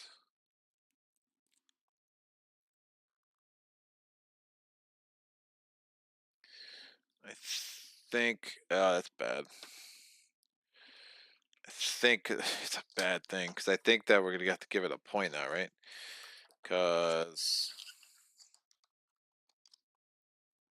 hex effects, build, place garrisons, command, haven, explore, quest, market, nemesis, production.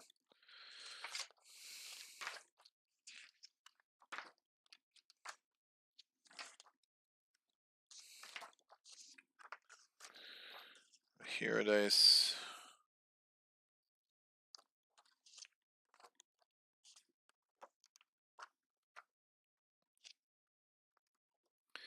Explore, haven, market.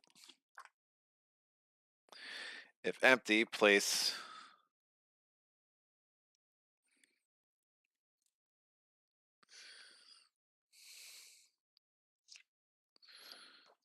Alright.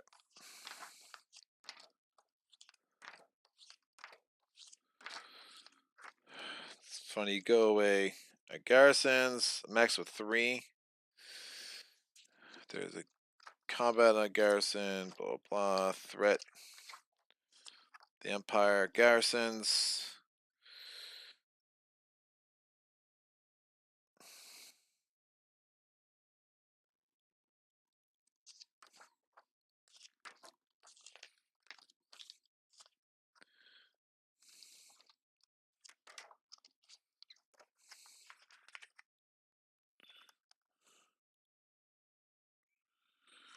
Tell you to simply place 1 horde.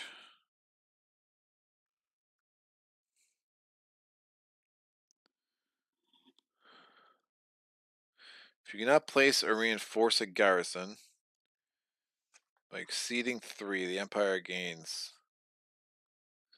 a victory point in Ragnarok mode. So I think says place garrison. Place a level 1 garrison on an empty hex with a hex. Hex may be restored if there's no empty hex. Place a garrison on a hex with no garrisons. That's page 50. Huge reload, placed on the map. Sometimes the event on the hex. The hex will tell you exactly where to place them. So this is the hex telling me exactly where to place them. All right, so this hex is playing place 3 garrisons here. I can only place 2, and that last one goes here, which is really bad because it makes the assassin 1 level stronger, which makes me sad. I don't love the. I don't love that I just dropped that. I don't love the actual. Now I'm getting all the mountains. This is too many mountains, people. This is too many mountains. Because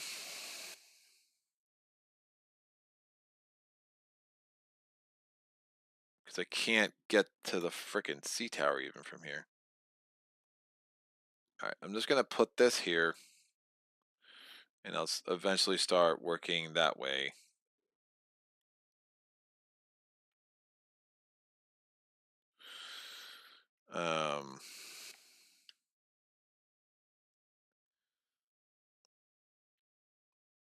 That's fine. I mean, mercenaries are just so important to like how I function.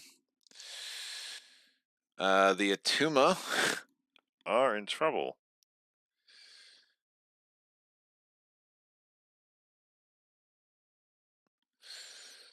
I'm going to just move. Ugh.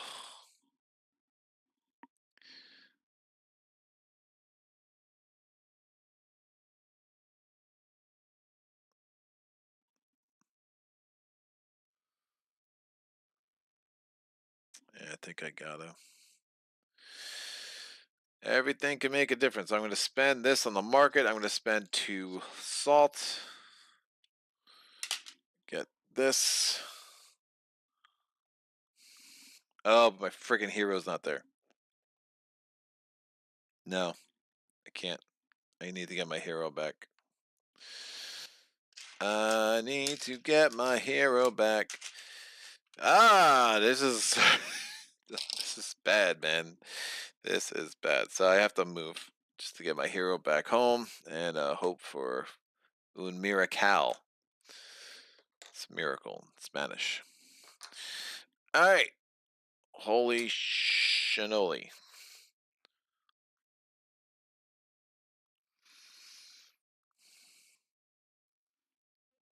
Think I'm moving, exploring again.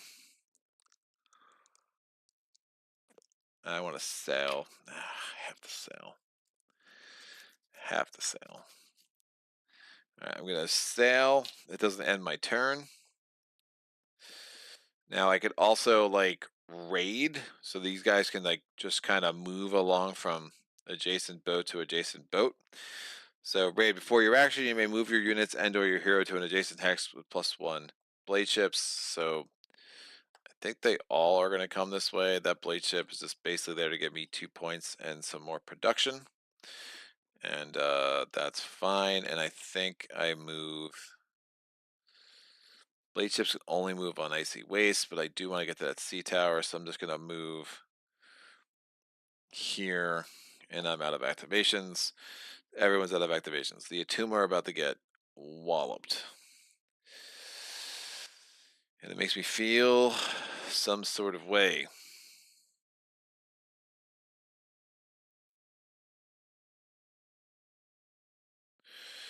If Oda is on the sea tower, that could be interesting. All right. Nemesis phase. The assassin is going to activate.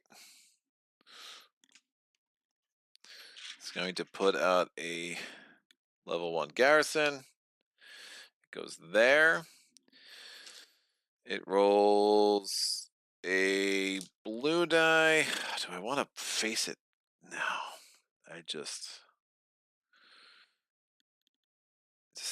roll a second archery round.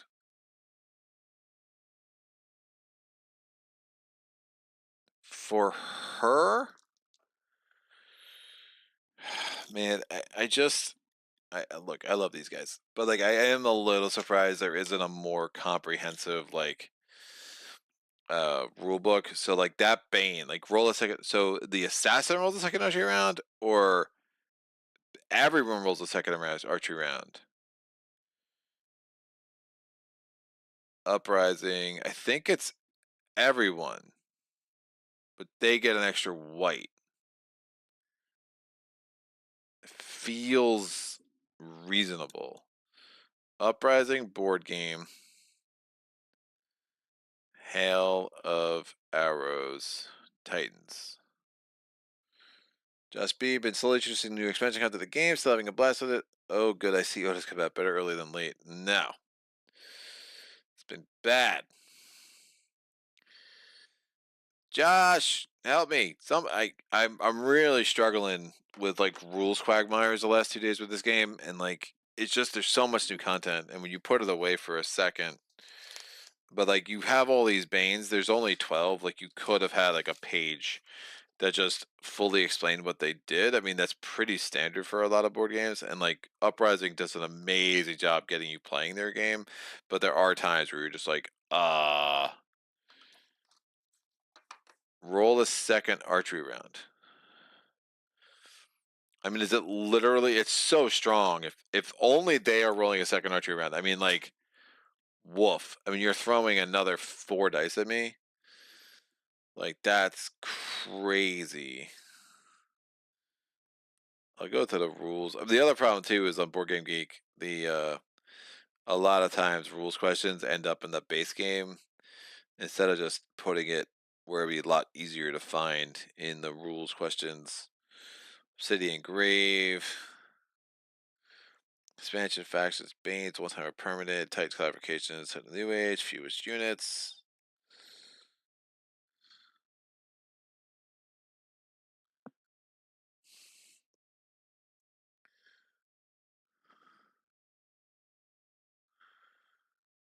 The fewest units.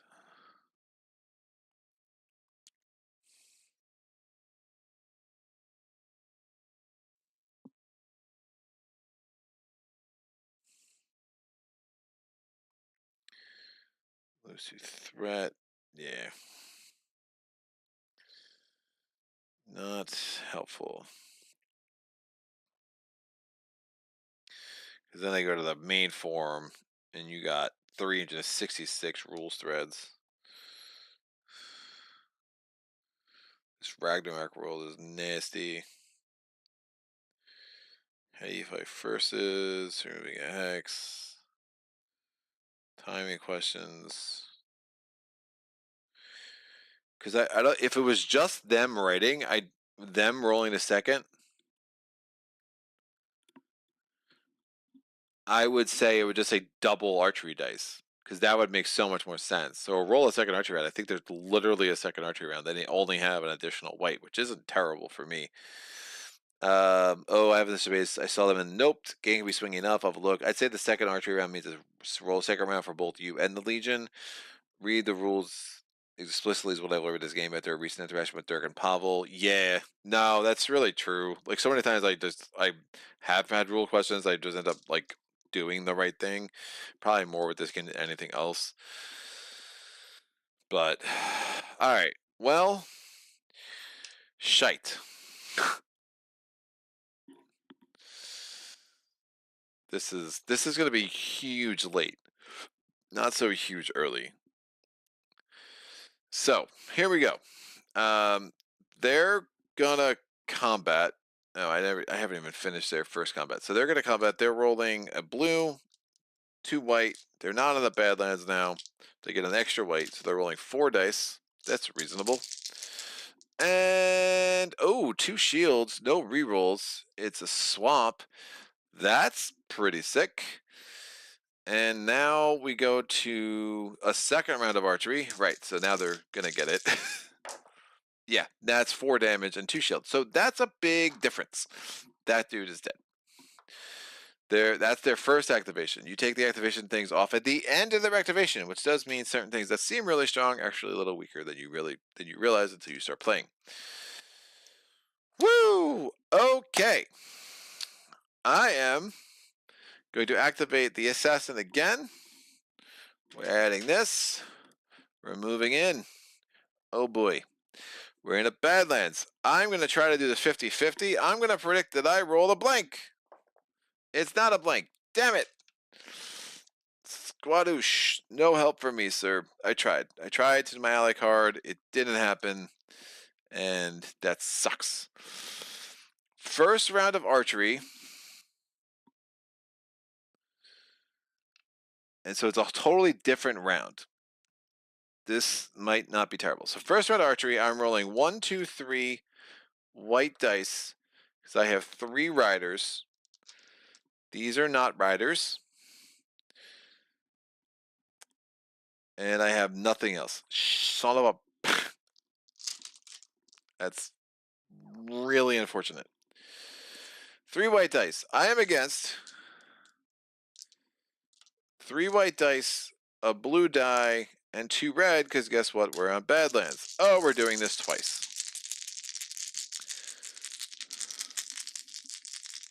And that's only in Clash I gained the dice that were there from the last round. So yeah, this is over. 3 damage and a shield.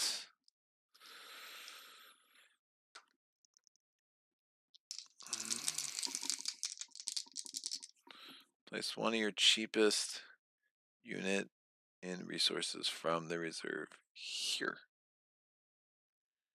After damage. 3 damage, rolling 2 shield and 2 damage. That's interesting.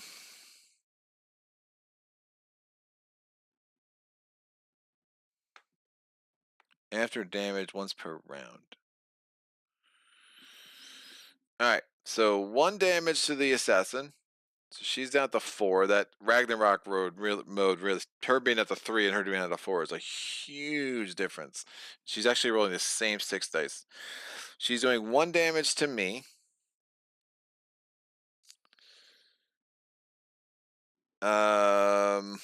Which means that this goes away. That's why I was really eyeing that, but there's things that can only happen on the hero's hex that I'm like, woof. So this is dead. I could use this to get 1 back. I think that makes some sense because if I can just get into a clash round, I might have a chance to kill this sucker, and I don't want to be without any havens on the board, especially with only 7 towers. So she's rolling the same thing, 6 dice. Again, the fact that we're on a Badlands is super gross. I mean, this is just the absolute worst, and this is the worst Nemesis I could have pulled by a country mile. Worst Legion I could pull by a way long shot. So 3 damage. So in Clash, I can gain the units that were destroyed last round. I assume that even means from the archery round, right? I don't see why not. I'm rolling these 3 dice. 2 damage. I take 3. So 1 damage to her. She's down to 3. I take 3 damage. I lose all 3 of these. I have a driver there that lets me ignore a shield. Oh, an archery and clash. Wait, whoa. I ignored a shield. So she would have been at the 2. This blue would not have been rolled because I have a driver. So I ignore a shield in archery and clash. So she would have been down to 3 already, and now she's down to 2 because I could ignore a shield again. And it's just the difference of a blue die, so that was easy to figure out. And now I only lose 2 guys. And I'll lose those 2. This is out. Oh, that's a big difference. Thank you for each driver. Yeah, I had the 1 driver. So now she's down to level 1. All right. This might not suck after all. So a blue and a red. We're done with her Bane crap. I lost 2 whites last turn, so I get the 2 whites for that because of Stampede. That's right, that's my stampeding. That's what you get. And a red and a purple. Look at that! Who's got the upper hand now, lady? Yeah, she hasn't rolled a single lightning bolt, which has been the only reason I think I've had a chance here. Booyah. Oh, she squadooshes! And I don't. That's what I'm talking about. Heck yeah, dead. If destroyed, move her target. And 3 points. The herd is on the board, kids. They might have been -2 because of some stuff, but you know, who knows? That was not how I thought I was playing out. Absolutely take it. No lightning bolts to do anything here. I think that was a good use of that to get, but I mean, it's the cheapest unit, but there's only a 1 resource, but that really just helped the math along for me. I do list that 50-50 helped, but I am not complaining how that played out. All right. It looked bleak. I thought I was done, but I'm not. You're saying there's a chance. Assassin. That was a crazy first round with a lot going on. Now we have 3 more. Excellent. Oda does not have any activations, and I got issues with her, but we'll have to. That's a problem for another day. So, gain resources. I'm going to get 112 plus 111, which totals 223, which is not a lot, but I did get a ton of resources during that round. So 2 salt, 2 plunder, 3 food. The pirates get 112, and then everywhere where we have a blade ship where there's no X, so it doesn't matter how many blade ships, it just as long it's hexes, not blade ships that matter. So we are 112, 223 plus 2 of any resource. So 2, 2, 3. Gotta go to work. Good luck. May the rolls go your way. Thank you, Josh. I will take with my last 2 resources. I probably want to get some blade ships out because they're really good. I will take 2 plunder. Alrighty then. We go to the scoring phase. The Empires in the score 1, 2, 3, 4, 5, 6 points. That gets them to 11. They were at 5, and then they have 2 different factions in here represented, so 11 to 15, because 2 points each, because you have some skeletons, and then we have some moos, some moo cows.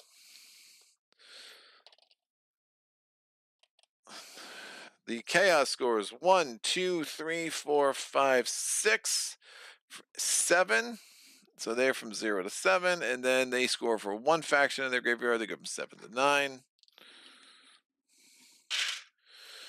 The players score. The moo cows score 3. Not a lot. And these guys score 5. So 2 to 7. So not a lot of scoring in that first round. But we have survived to tell our kids about it. And our cattle, apparently. This goes over here. Retrieve your 7 or 8 things. Woo!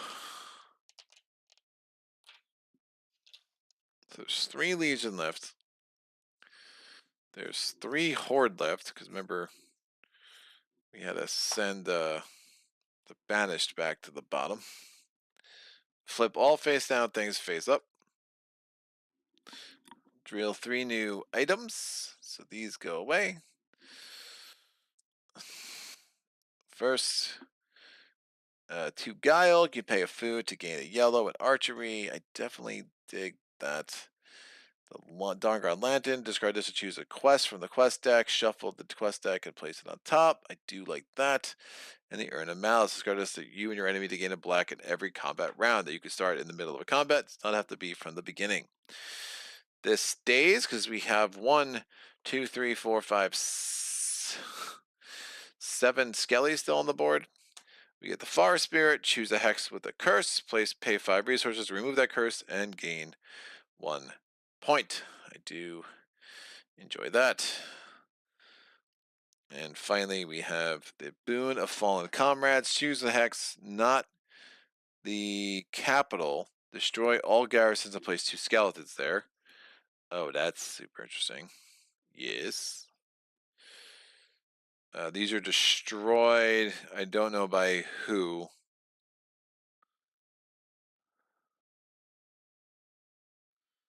I'm assuming they're destroyed by the chaos.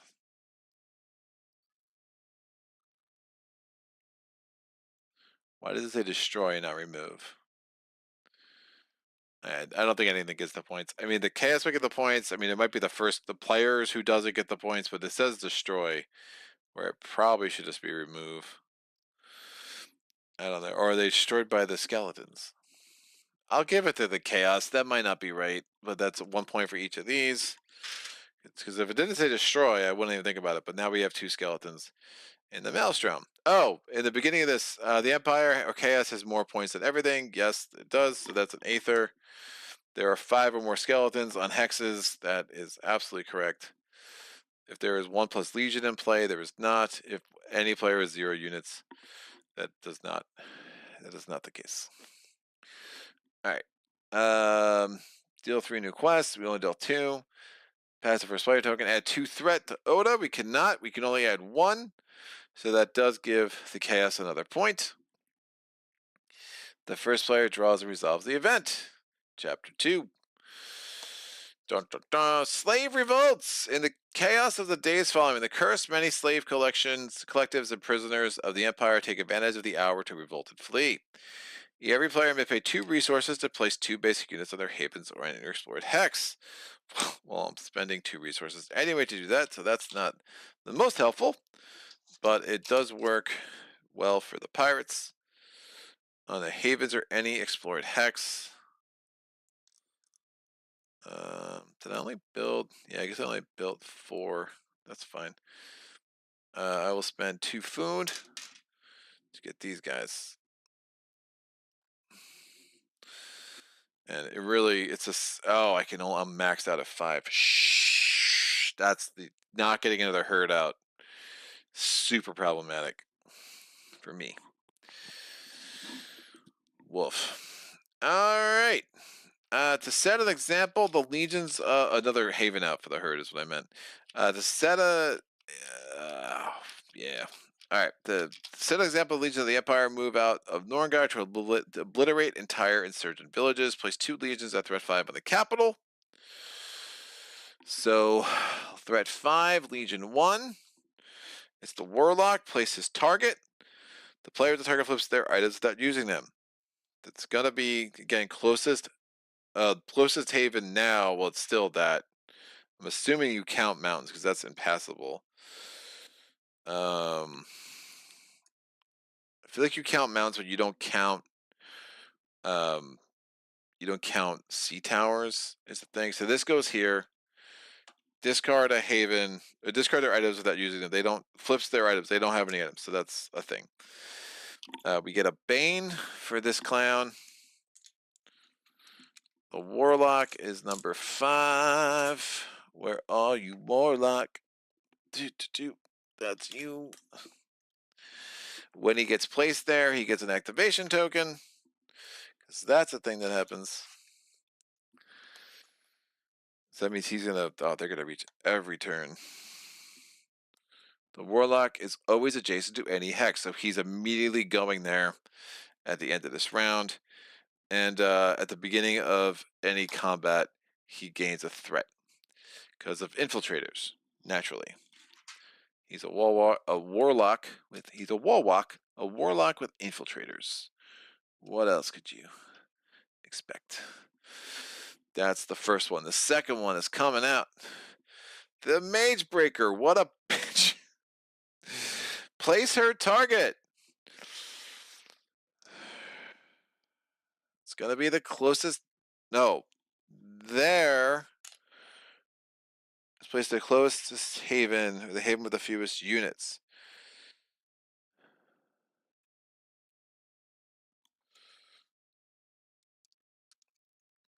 She's 18, which means she's before Oda, which makes me not happy. I definitely want to send her that way. So place her target, remove one sea tower. Player can have multiple. Remove one sea tower possible from the game. Place the mage breaker on the head. So the mercenary goes away. We put the mage breaker in that hex instead. So now it's no longer a sea tower, so it's no longer adjacent to everything, which actually makes dealing with Oda probably a little bit better. Her point distribution is kind of gross. So destroy, you only get 1 point and 1 point per magic.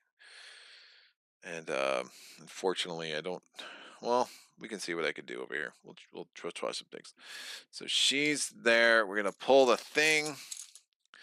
We get a Bane, and it is place one activation token on every Legion card, and discard this. So another activation token on the Warlock, and one on the Magebreaker. But no other continual Bane. Place one skeleton with other skeletons. I mean, what the world needs now is more skeletons on this awful, awful, awful board. Man. I don't even know. And if there is no horde, there is one horde, so we're going to not have to do that. I don't even know what's happening, but we cleanse the wastes is not looking good. Place an activation token and everything in play, so the Warlock gets a third activation token. They got one for landing on the Thing of Storms, one because of the Bane that when we drew the Magebreaker, and one now. Oda's going to get its only one for the round, and the Magebreaker is going to get their second. Again, they got one from the Bane and one for now. They did not get a third because they were not placed in the capital. Any Legion placed on the capital gains an activation token. All right, drawing 2 feats from more. Your lightning bolts also count as skulls and rolls outside of combat is interesting. When you place a haven, you may build units on the herd master hex. Oh my gosh, how amazing is that?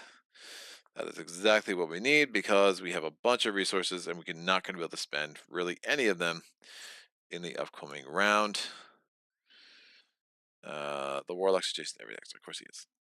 Alright, that's fine. This is done. And face up. Alright.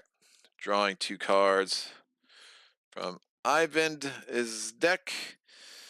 When you use the quest action, replace any one quest goal with gain a marker for the item for the marker you could use. That's not great because, again, we're going to already be loaded up with cards, assuming I can buy this mercenary here. So we will take this one, which gets me copious amounts of. That's right. I said copious. I will get a blue die, and it's going to give me 3 extra resources, which I will gladly accept. We're building stuff. I can only build 2.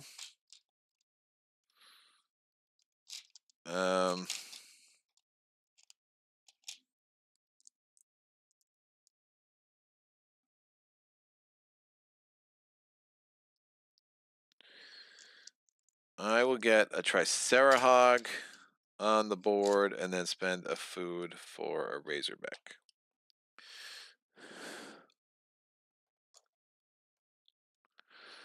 And then my herd is still 5 because I have not built any havens. Yay! No havens. Over here, I'm building 2 blood ships. Or blade ships. It's like a blood ship.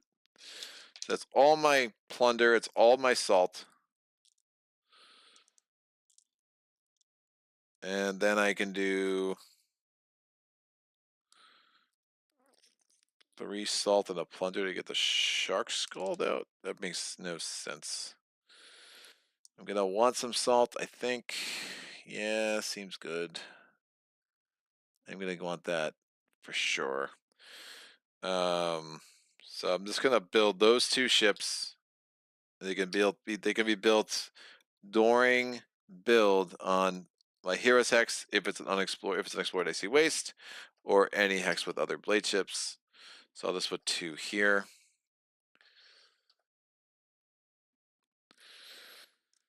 And then I'll take 3 salt with the extra resources from adding to my things. All right. First things first, kids. First things first. Do I explore it? Seems like a good thing.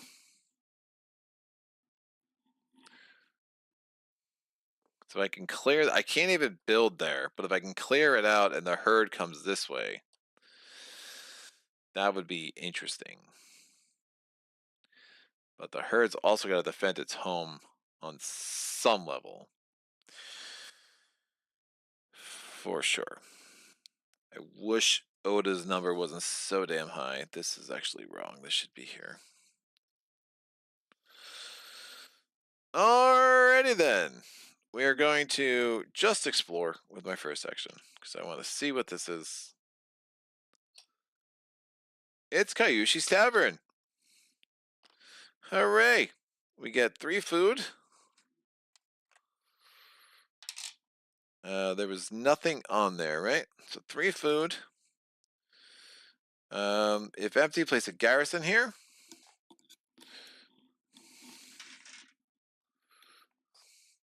If not, reinforce. Take a quest action with 1 extra blue. If you fail, you ignore any failure effects. Oh,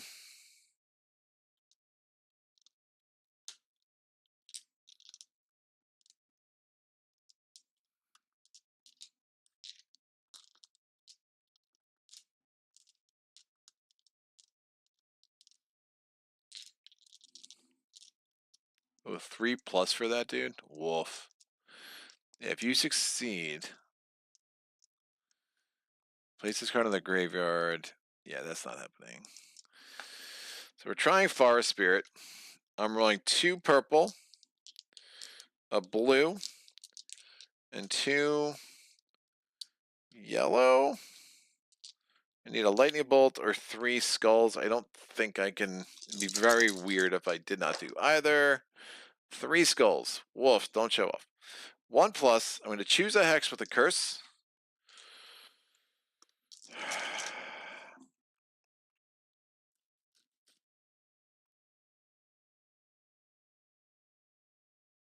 I'm going to choose this hex. I'm going to spend 5 resources. I'm going to spend 6 food because I have lots of food I don't really need. And that's going to give me a point. And that was nice. Thank you, Kayushi. Choose X with a curse. If I risk gain a point, that stays out. Doesn't even get discarded. So we could do it again in theory, but it is an expensive 5 resources. And I mean, it's nice that I opened it up to potentially build a haven there. Obviously, the Mage Breaker might be too excited about that. So, and then Oda is going to go here, here. So maybe that's not the greatest place to build right away, but it's opened up for later, for sure. The cows are like, holy cow. Cow. They need to build. Never the warlock. I never. Yeah, the mage breaker.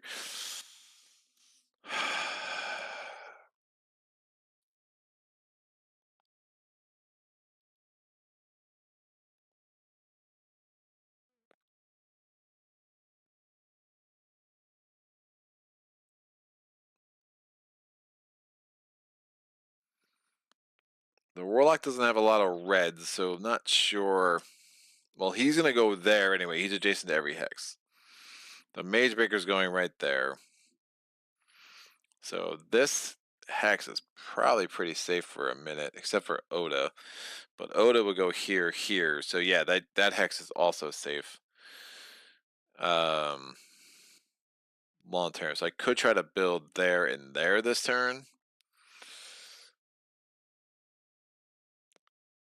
So we're going to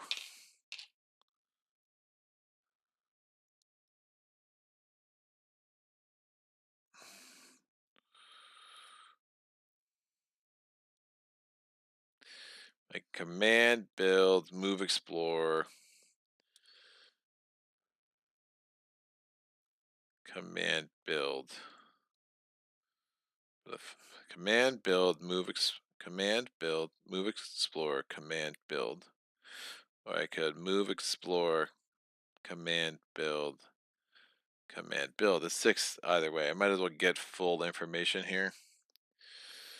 So I'm going to just move, explore, see what's here. It's the Netherwood. Units and heroes here are adjacent to any sea tower.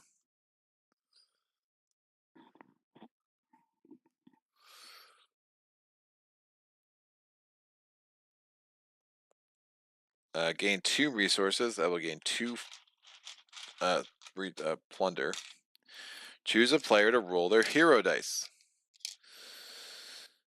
If I get 4 plus skulls, every player gets 2 resources. 2 plus things, draw feet. 2 plus shields. Shields are going to be hard. 2 plus lightning bolts. Every player gets a point. If I fail, we get a horde there.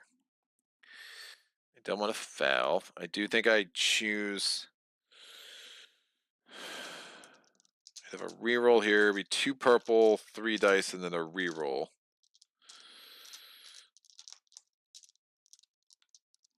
Over here, it's just 4 reds and a purple. I could definitely whiff on that.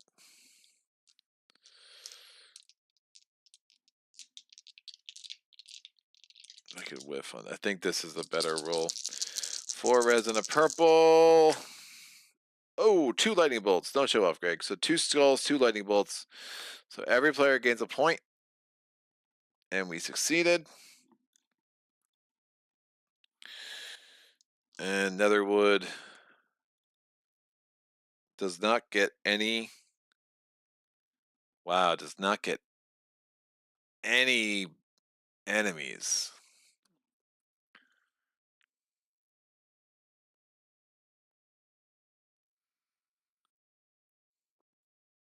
So I can build there.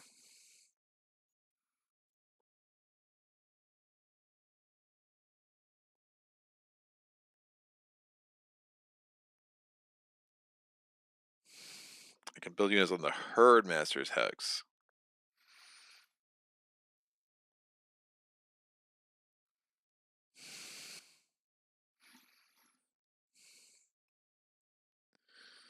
So do I command the Herdmaster?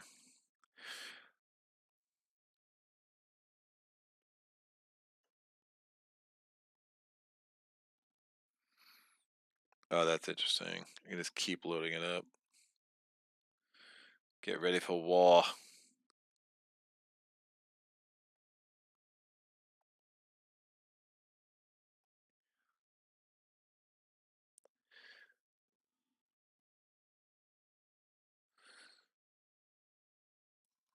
I'm very interested about getting here.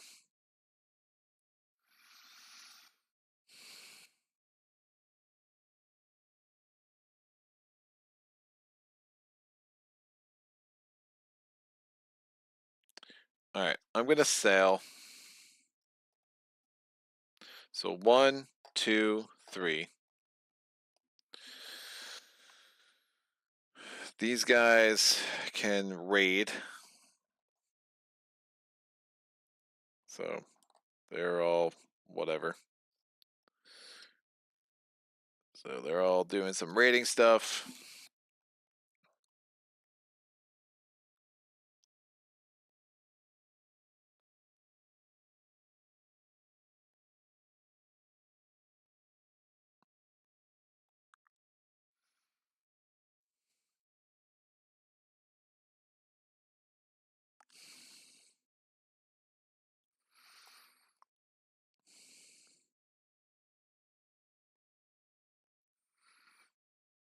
That doesn't end my action.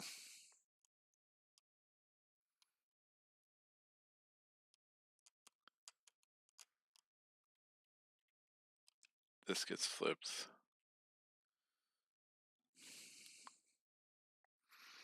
I'm not so sure commanding into there makes any sense.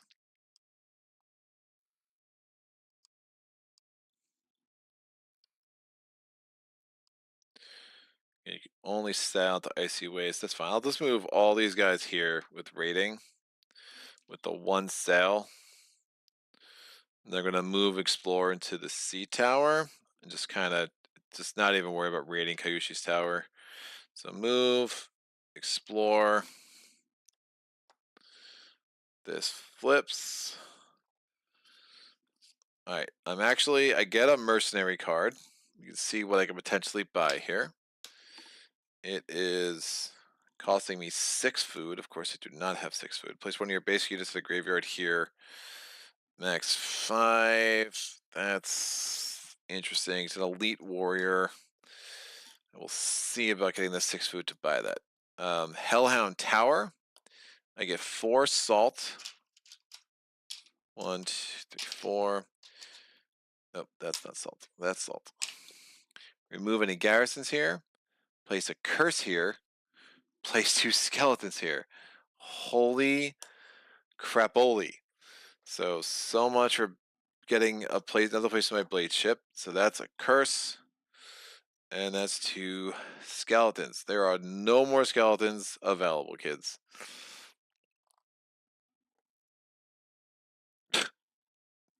That's almost worth it again.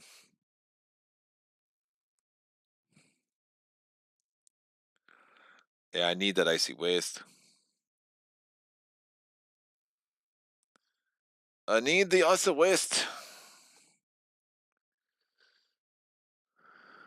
It's gonna cost 5 resources. Fine. It is what it is. Dawnguard Lantern. Definitely think I want that. Earn a Malice. 2 guy. I could get the Born of the Iceborn.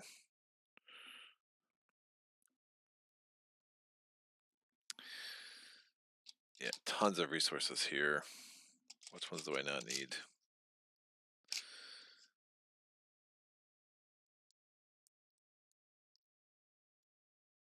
Going to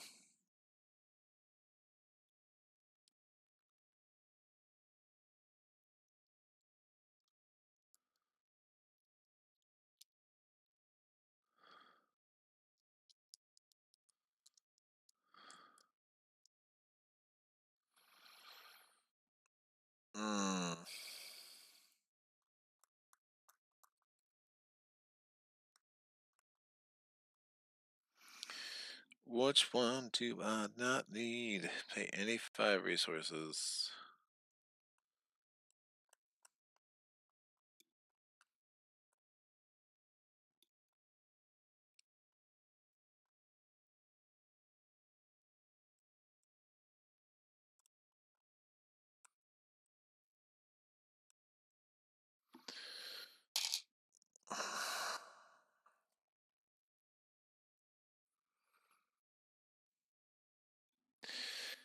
I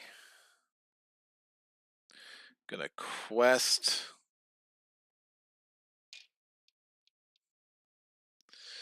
I'm rolling my hero dice. It's 4 reds and a purple.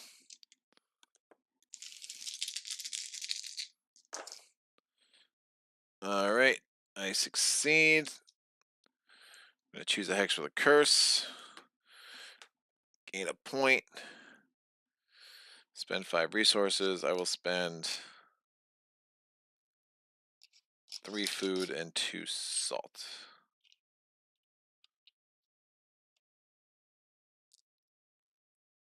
I could just spend a 5 salt.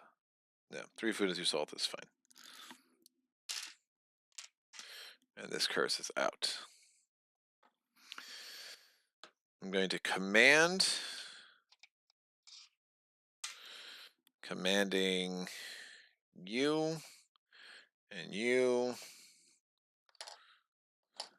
you and you.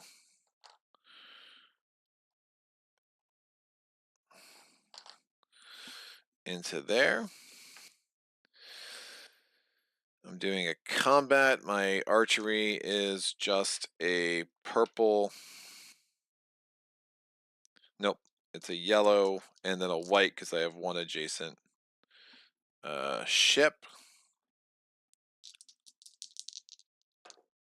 2 damage, 2 points, 2 skellies out.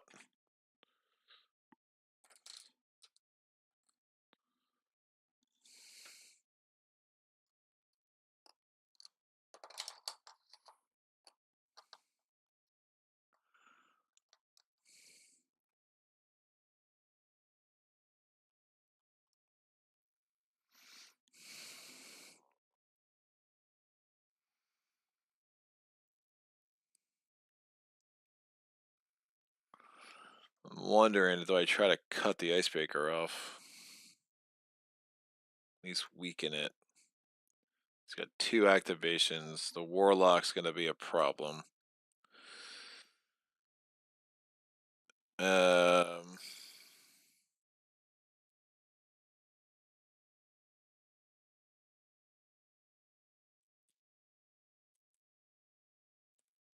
then I can command there.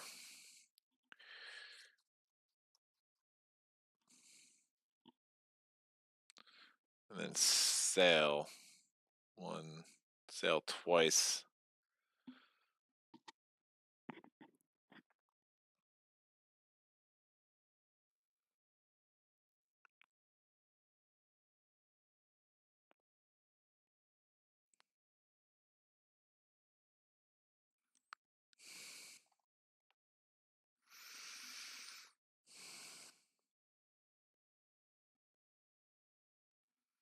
I do want the Dawn Guard Lantern, though. Is there anything else that moves? I don't know if there's anything else that moves. I don't know if I should be that worried. Actually, if, I don't want to put that there yet, because then Oda, I want Oda to get away. Because if Oda's here, 2 turns will be there. Yeah, I'll just leave that be for a minute. Mage Breaker hopefully gets weakened by the Skellies.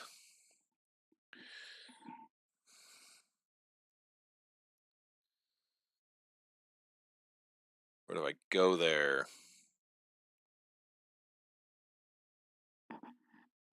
To weaken the Mage Breaker before it gets to the herd. Don't even bring a Haven.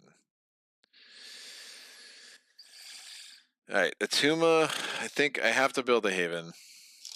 And I just, the most action efficient way is to do that now. So that's 1, 2. When I build a Haven, I can build in a Herdmaster's Hex. I also have my herd size go up to 6. So now I can put 6 units. And I can build my last Tricera Hog, another Elite Rider, which is super helpful. That's going to go there.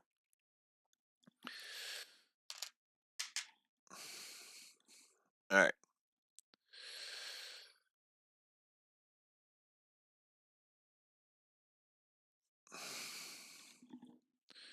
Elvind.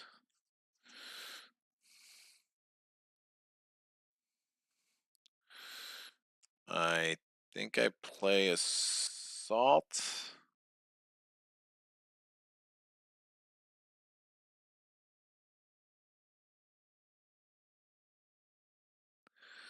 Oda's a mess, yo.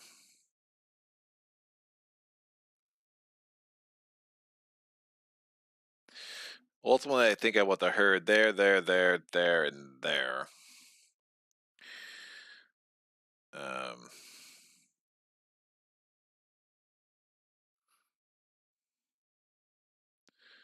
Command. Build. Command Haven. Move. His turn's Command Haven move. His turn is Command. Maybe take out the Icebreaker. The Warlock's going to be a handful. Alright. I don't... Whoa. I had 4. I think I spent the... I had 4. I spent the Tricerahog. Shoot.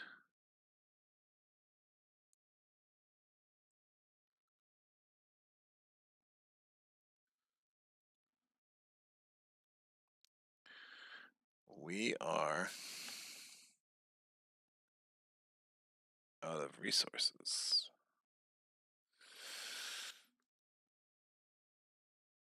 I think that's right, though. Red. I just don't get another Haven out this turn, which I think is fine. That Haven gives me 2 plunder. Of course, if that Skelly activates, he kills a thing.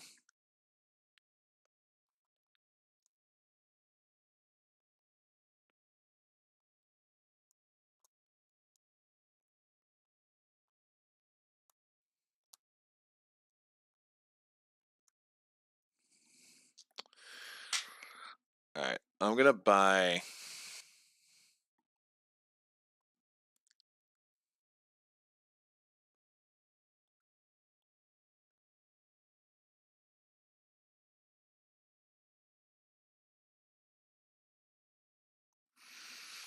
Maybe I'm not buying either. Oh, so good, though.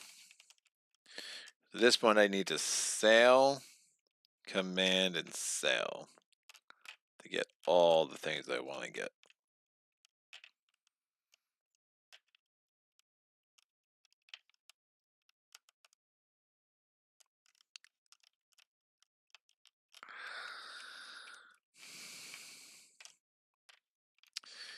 Yeah, I think I'd do it. Alright.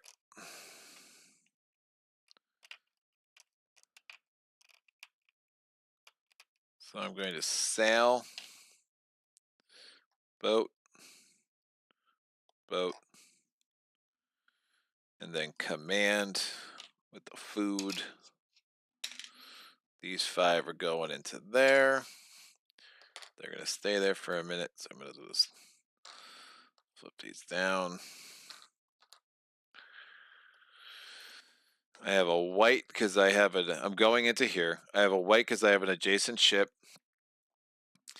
Or adjacent hex with the ship. Remember, their sea towers are adjacent. And units and heroes does include blade ships. Wait a sec.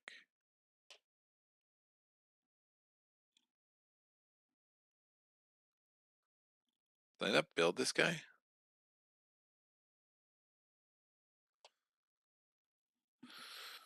Guess I didn't.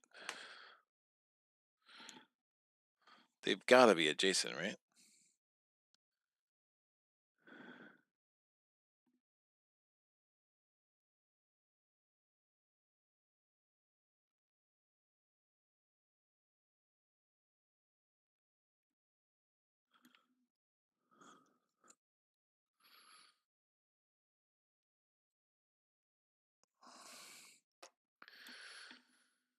For every blade ships, all right, blades. Yeah, it says blade ships on the sea tower are adjacent to every hex. I was like, I know that I thought that for a fact. All right, so I'm going to... I have 1 yellow and 1 white because of my blade ship. And I have a reroll because the shark thing's there. Please give me 2 damage. Ugh. Please give me 1 damage. Ugh. That's...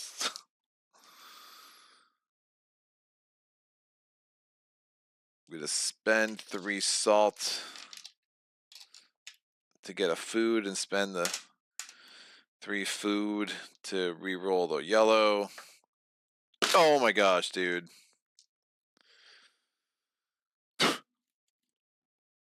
No damage.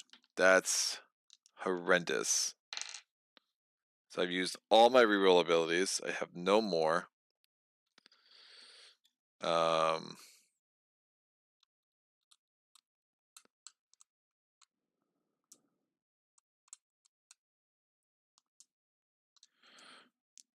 to get this reroll ability.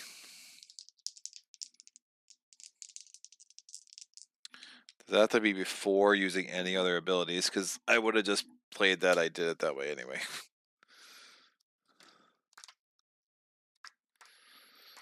If you use Aether, this is really good rolls, dude. Banes and a Leech using Aether.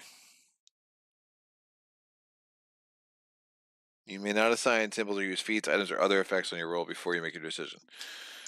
Alright, I'm not going to spend the 3 salt, because that was dumb. I am going to... I rolled that again for sure. I'm going to re-roll the white.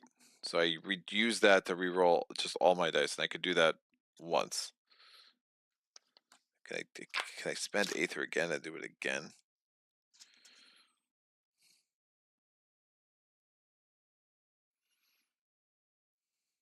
Once per roll. So yeah. So I rolled the yellow, it failed. I rolled the yellow again, it failed. I might... Holy cow. And then I would have spent the 3. And then I rolled it again, and then I could spend it again to roll the yellow one more time. So I rolled them all with the Aether. I rolled it there. I failed, and now I'm getting essentially one more roll out of here. There we go, and I'm going to use this. I'm discarding this die and adding it to my roll. I do not want to mess with the Skelly. I want my full complement. So here we go. So that's 2 damage. It's very expensive 2 damage, but I did not want to risk it. And now, again, all these guys are going to just be there. I get 2 points because I killed those 2 skellies. Feel good about what we've done here today.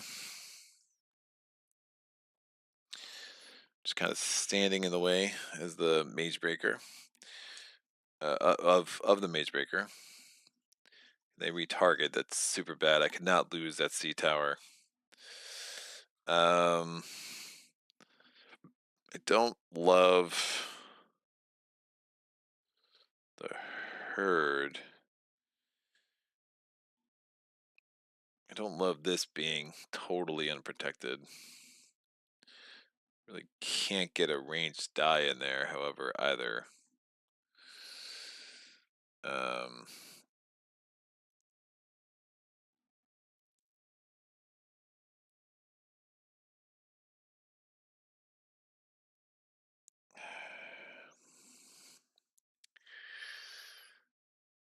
I mean,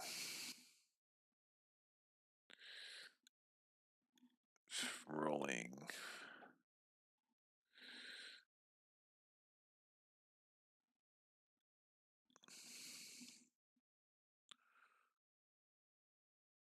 When you build a haven,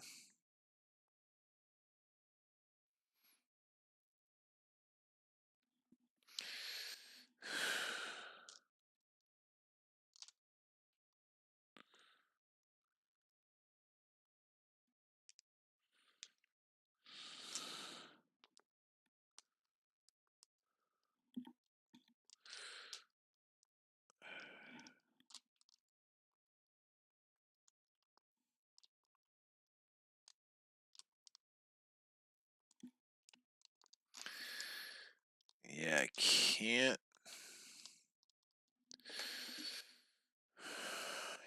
protect this very well. That doesn't make me super happy.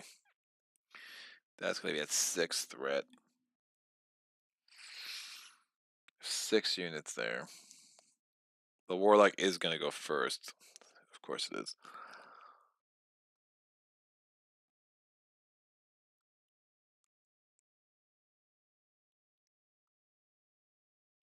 That's fine. Worst case is net 0. It just gets destroyed again, but then I can increase my herd size. So I'm just going to leave it.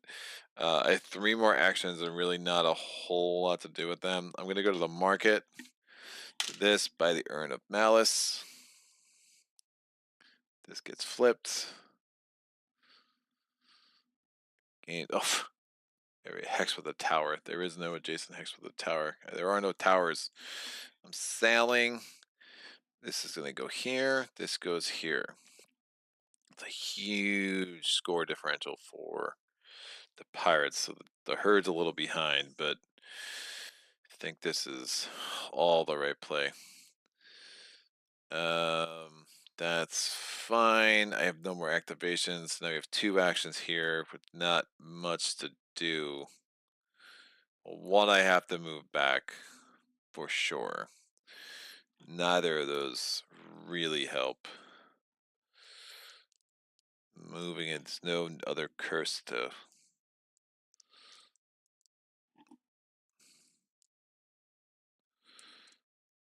I could try. Place this card in the graveyard. Any player unit here is placed.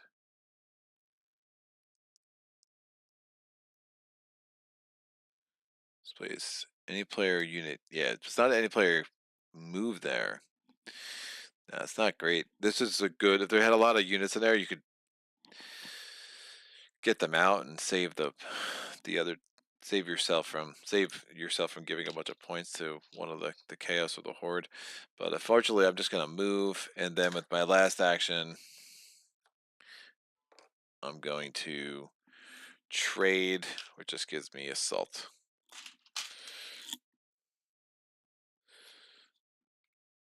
John, yo, Greg, what's up? Finally got the core Uprising table a month or 2 ago. I've been digging it. My wife likes it more than I do. What sets you playing tonight? I'm guessing folks already asked about mentioned the. Oh yeah, we talked at length.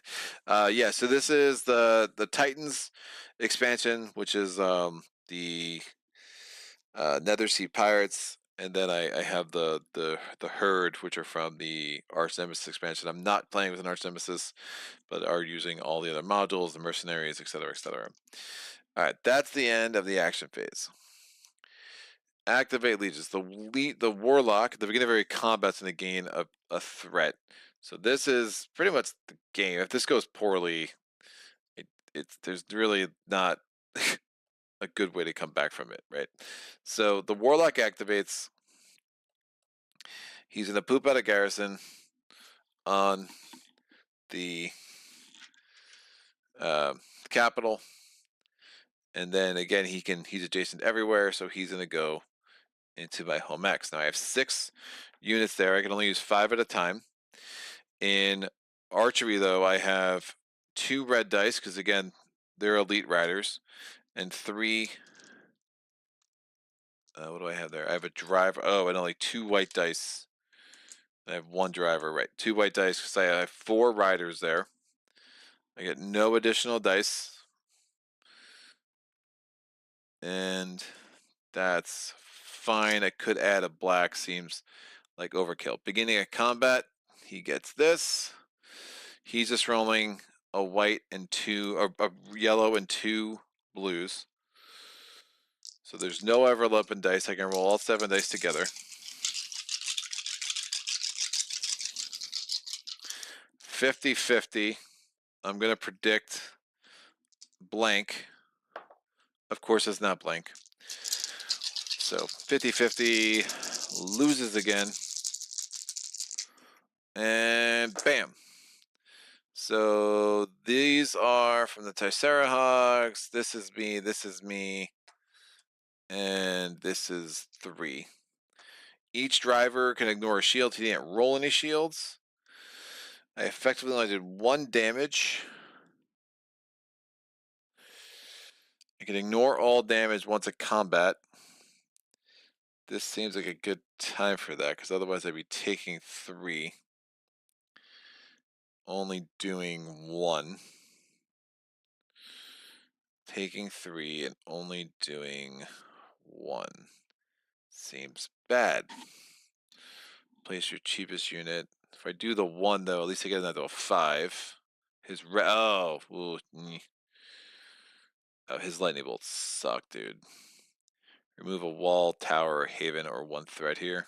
Jesus. After damage. Is that not once per combat? That's just like.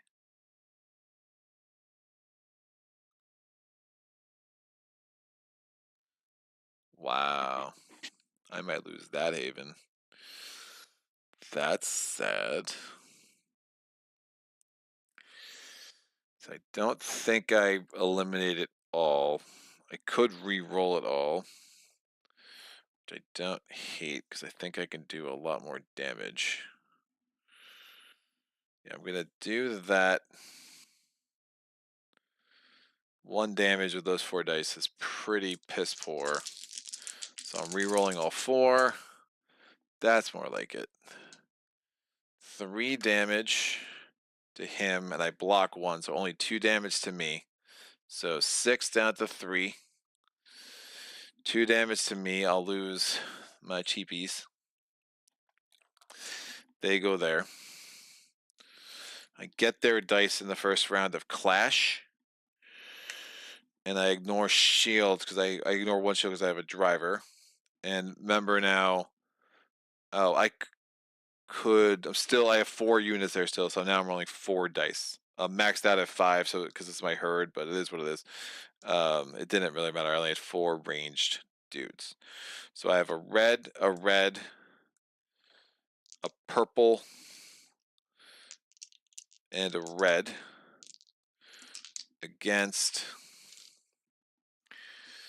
the warlocks, purple, blue, yellow, and white. Please don't roll a lightning bolt. Oh, how about 2? That's fucking great. Losing a Haven is so unfortunate. And what is that? It's only 1 damage. He's only doing 1 damage. Oh, and I could have rolled the 2 whites of the things that were destroyed. How is that? How is that a thing? How is that a thing?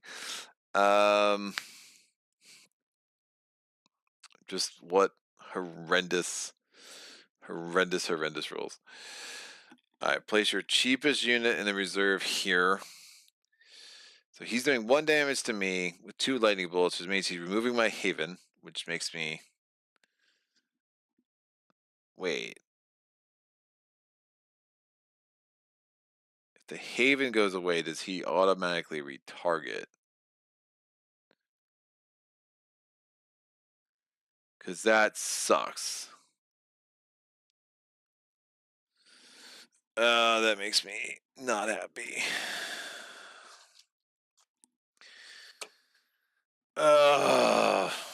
Yeah, that would be really gross if that is the case. And it has to be here, not even in the adjacent hex.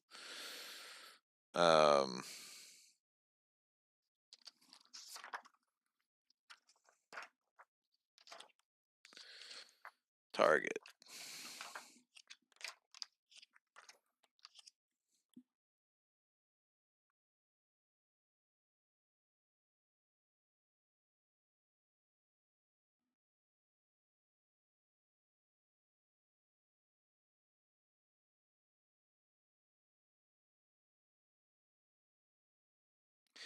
If a Haven with a target is removed by any effect, the Legion is still in play.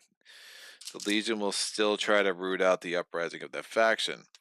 If there are more Havens of that faction on the map, place the target on one that has the fewest units. The faction has no other Haven. Blah, blah, blah. So, he will, every time retarget, we retarget now. That removes the C tower. Doesn't remove the unit, just the C tower. And that's kind of gross. Doesn't make me happy. But, you know, it's a really unfortunate lightning bolt. It's only doing 1 damage. So I can add a unit after I lose a unit. Oh, dude, that sucks. No. I'm going to negate the damage from 1 die. So, and then it's just 2 lightning bolts. So just the other lightning bolt has no effect on me. I do 1 damage to the warlock. And with my 2 other lightning bolts, so then this unit can no longer be recruited. So again, down to 1 mercenary If you don't recruit a second mercenary, it's kind of hard to make the pirates totally beast out in late game. This combat's still going to get carried out. I can use this to do this, and then I can place this there anyway, which is fine. So I use a lightning bolt for that, a lightning bolt for that, a lightning bolt to negate a damage. I'm rolling the same. Nothing died last, so I don't get the whites now. I get the 3 reds and a purple, and I have another unit there, so and a white against a purple, a blue, and a white.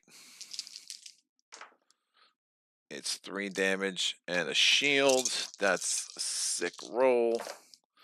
4 damage and a lightning bolt. Could negate all damage, but I got some.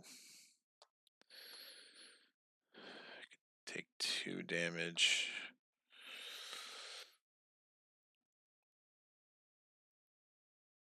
For each driver, I ignore shield. I feel like I'll just negate all damage. He can't roll much worse than that for me. His lightning bolt has like no effect on me now. Yeah, so 2 damage. I'm rolling again. I just need to do 2 damage. 3 damage. So I still lose 2. It was totally worth the effort. So I'm going to lose this guy. And... Phew. Tricerahawk. I feel like that's easier for me to rebuild right now. And I do 2 damage to him. He is dead. Remove the target. And get 3 points. That goes from 8 to 11. All right. I feel good about having my other guy out there. God, that losing a Haven was... if Skelly is activate too, that's going to be really unfortunate. But, I mean, if I can get some plunder, then it will be less problematic. So that goes there. This goes there. The Magebreaker activates. The Magebreaker is going to put this thing here. It's trying to get to that target. The quickest way to do that is going to be enemy units. So 1, 2, 3, 4. 1, 2, 3. It is going to give them more direct path, so it ends up in combat with me. This ship is no longer adjacent, so I don't get that white die in archery, which makes me sad. So we have this, this, and this, this, and this. Just those 5 dice. I'm only rolling 1 yellow die. Woof.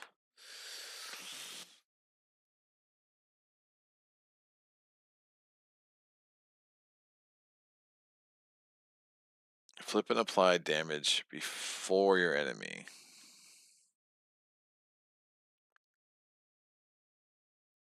It's going to be 3 and 3 either way. Great. So, Magebreaker is rolling 3 yellows. I'm rolling 1. Magebreaker, 2 damage. I roll 1. It's a 1 damage. I could re-roll it. Why? So 2 damage. This might end poorly. 1 damage goes down to level 4.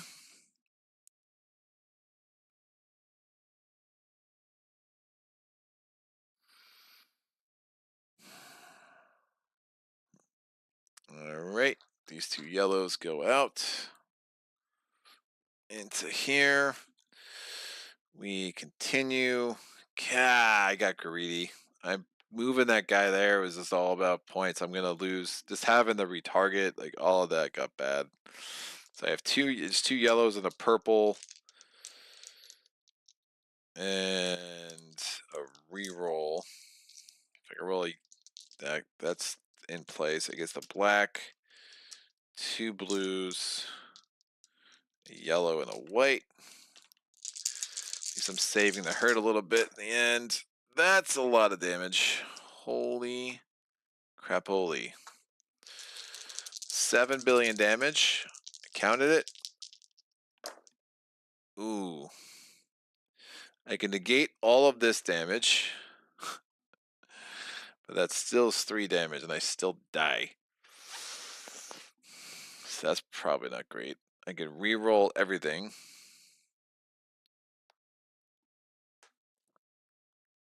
And ignore everything. That seems like a better option.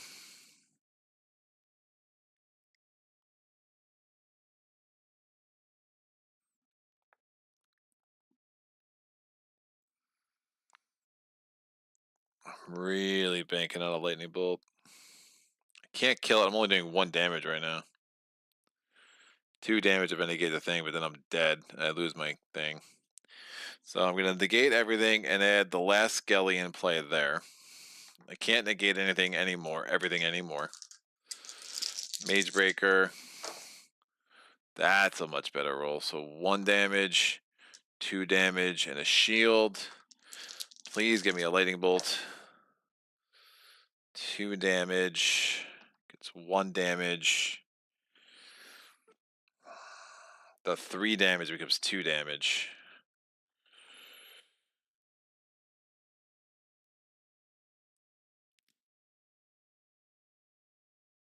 I can add those. I think that's the right place. So 3 damage becomes 2 damage. 2 damage from him kills this guy and this guy. That is 2 more points for them, but I can again, I don't lose the mercenary. And now we go to the last round. Purple, blue, and a white versus my purple. I really need a lightning bolt. That's 3 damage. I can't negate damage anymore. Give me a lightning bolt. Excellent. I can negate so I negated all damage to 1 time. I can negate the damage from that die while also adding these 2 and rolling 2 reds. Holy.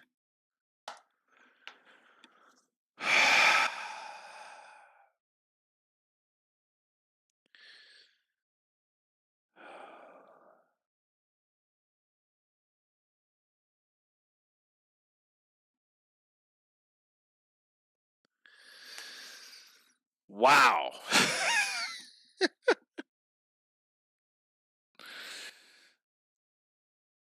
I can use on any roll. So I didn't re-roll this, so I can re-roll one of these. Oh my gosh, dude. I mean, it's just uncanny. Well, that sucked. That was brilliant until it didn't matter, but I didn't get the damage from that. I could do that once per round. That's 4 damage. That's 1 damage. Oh, man. I'm gonna re-roll. Gross. So he's down to 1 damage. It would have actually been points for me too, which is really the really annoying thing. So like it just cost me so much. So this one's gonna die. This is annoying. This has like not been. This has been a frustrating playthrough. But you know, shit happens. So that was 1 activation. It activates again. It's going to poop out a thing. It goes here. I roll 1 red because I have 1 rider there left. Woof. It's rolling 1 yellow. Red versus yellow. Oh, was I doing that? I don't think it ever rolled a lightning bolt.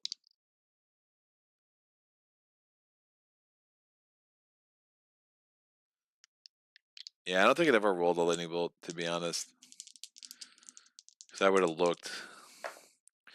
There we go. There's a red die doing something useful. Magebreaker is dead.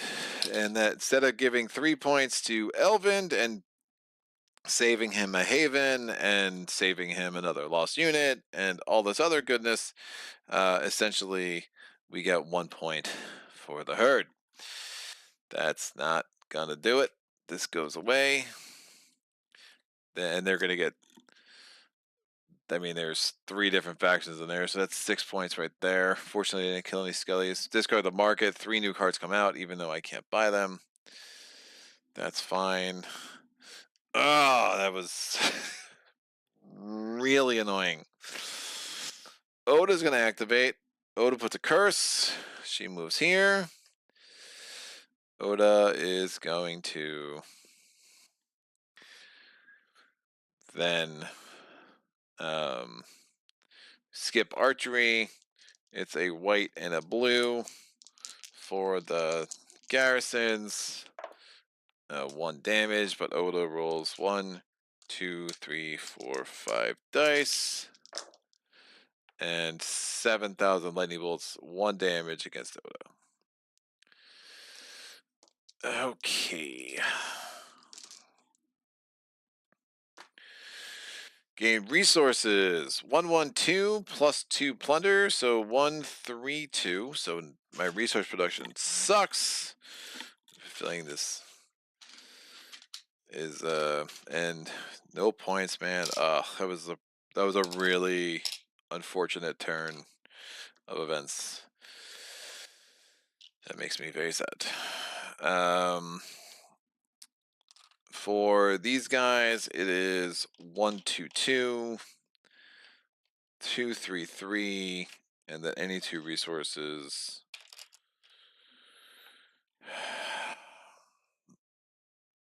Yeah, there's not even a mercenary for me to buy anymore, so who really cares about that? I obviously need plunder, so 2. So 2 plunder. So bad. Nope. 233, and then any 2. So 2 salt, 3 plunder, 3 food. And then any 2, I will take plunder.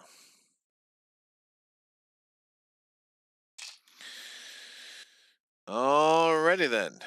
Empire scores 1. Oh, this very much went away. And it's a here. 1, 2, 3, 4, 5. Oh, Warlock is very dead. This target is very out of the game. 1, 2, 3, 4, 5, 6, 7 points for the Legion, so 15 to 22. Plus 6 for what's in their graveyard. That's gross. This comes back to me. I have no shark skulls on the board. I can't believe those rolls, man. Like, that was just... I can't believe those rolls. That was really bad. The chaos scores 1, 2, 3 plus 1, 2, 1, 2, 3, 4, 5 plus 1, so 6 points. 7 points. It's like 6 is just more, so that's 20. Return, and then 2 more for that, so 22. Players, just 5 points for those guys, and just 2 points for that. That's really gross. Everything looked so good. Yeah, I mean, I think getting in front of the Mage Breaker was the smart idea, and just I had him where I wanted the die rolls. I mean, again, if I keep this on the board, that's 3 points for keeping that. I have this. I get more resources. I have to build less. I mean, that's like I get 1 less resource, and now I have to spend 4 to put it back, right? So that's a 5 resource swing. That's really bad. And I compounded by the Haven being destroyed, which obviously cost me 3 points for them. Another Haven I have to spend. Like, just really, really frustrating sequence. So we did that. We get the 3 items. Hidden Village. When you gain this, place any player's Haven here. This is not a hex. Blah, blah, blah. I need 3 guile. I do not have 3 guile. After combat, you need to place one of your basic is destroyed here in any of your havens on your hero's hex. We need 2 leadership. Don't have 2 leadership. And discard is doing all enemy things. So crappy items is always good. These go away. The skellies are just all over the place. There's just not much I could do. I mean, just again losing that 2 round that activation token so early really put me in a bad spot there. Gain +1 on marshes and clashes. You may discard this to gain a shield for every blank you rolled, and then potential resources if we run a sea tower. But there are no more sea towers because the Mage Breaker took them all away, which is great. Super fun. Add 2 threat. Oda can only get 1 threat, and then Chaos gets a point. We're going to read this. When all life in the Heartless is wiped out by the curse, the hordes of chaos are deprived of their food. Driven by an insatiable hunger for their souls of the living, they have finally found a new source. Place 2 skeletons on each home hex. Okay. So, can we? 1, 2, wait. These 2 should be out of, they're the ones I rolled with, right? 1, 2, 3, 4, 5, 6, 7. No, were they there the whole time? These 2. I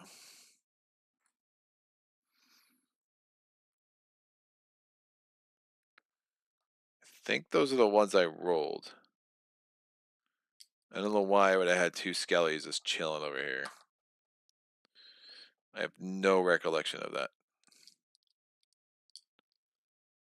I don't think I think those are the 2. Well, I think I have 4 left in play. Someone can tell me if that was wrong. Someone can tell. I don't know why I'd have 2 skellies just chilling in this corner. It doesn't make much sense. The counter of omens was up there. Great. So, pay 2 skeletons each home hex. So this goes in here. We're gonna have a yellow die, a white die for the adjacent thing. Again, losing that seat. I'm really frustrated by now. Because that would have been another white die. Just it's really bad. I don't even have a shark skull in place. I can't roll anything, and I rolled a blank. I'm rolling so good, dude. I'm gonna lose another thing.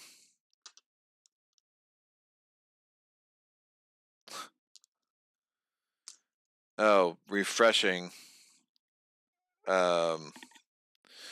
Aether, you and your empires more than all. 5 more skeletons. 1 player has 0 units. I do not. If there's 1 plus Legion to play, there is not.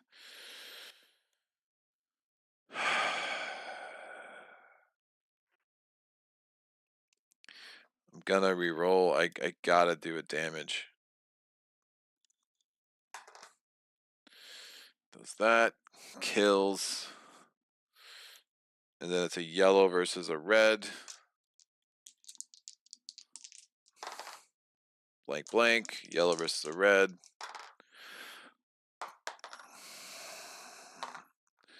Ignore all damage. Yellow versus a red. Yellow is supposed to hit 2/3 of the time. Like, it's unbelievable how bad I'm rolling. Yeah, that's game. That's game. Just stop being fun. I'm sorry. Like, I can't do anything. This guy's dead. He goes into the Chaos Graveyard. This is off the board. I have nothing to work with. It's a very low scoring game. But I can't build on this, right? I went from scoring 4 hexes to scoring 2, despite a good setup. I mean, I'm about to get a horde in a legion, so I think we just call it end of the road, kids. We will come back to Uprising another time. That time is very much not tonight. That was just a really unfortunate turn of events. I had things in the places I wanted. That die rolling was especially horrendous. There we go. I knew you could do it. I knew you could do it. I had 3 opportunities, like legit, to just kill that dude. Even a mutual destruction, I don't care. Because now the other thing that happens, there's only non-Imperial units there. So then this flips, and the Chaos gets 3 more, and now I can't even put a blade ship there. So, you know, and again, if that sea tower is not destroyed, I have another white, so I'm essentially rolling 2 whites. I can't. All right, it's not my night, guys. It is not my night. So, I hope you all enjoyed that. I would like to say I did, but I didn't. As much as I normally do.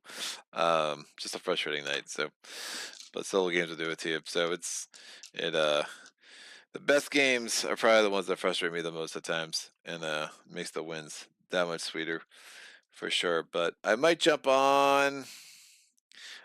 I might try to do the super hot playthrough tonight. Super late. I don't think anybody's gonna really watch it, but it's definitely something I wanted to get on the channel. But yeah, this was a pretty epic fail, despite a fairly good setup.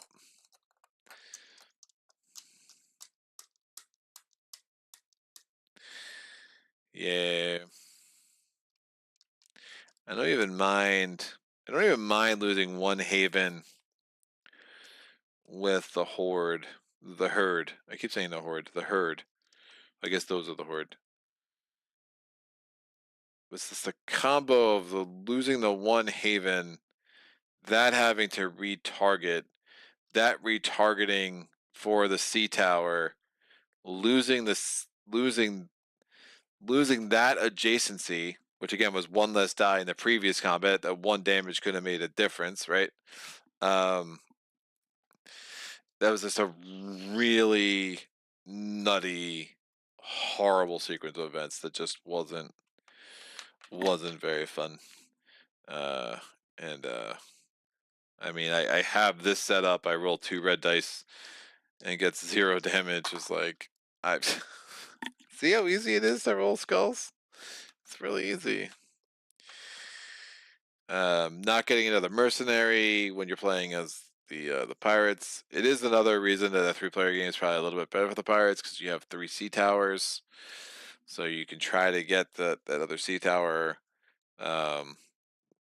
Yeah, what I really needed, you need the Nethersea throne. Nethersea throne gives you a safe place to just kind of stash a blade ship, so at least you're getting the points, even though you're not getting the resource. It also has you put a mercenary out there.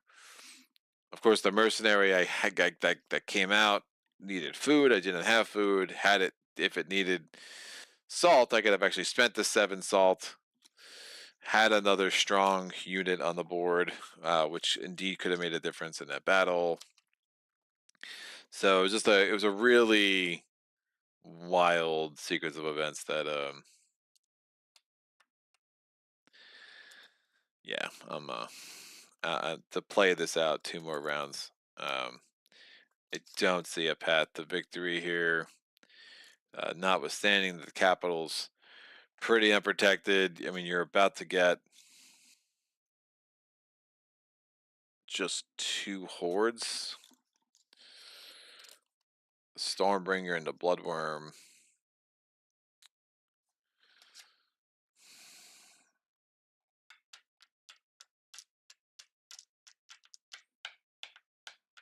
There's nothing to counter them. It's a problem.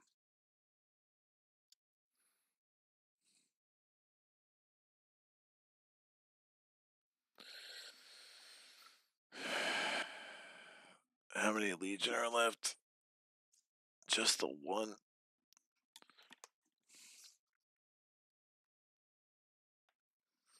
I just don't have the resources. I mean, I can't even, without havens. I've already explored. That's my influx of stuff. So many things died.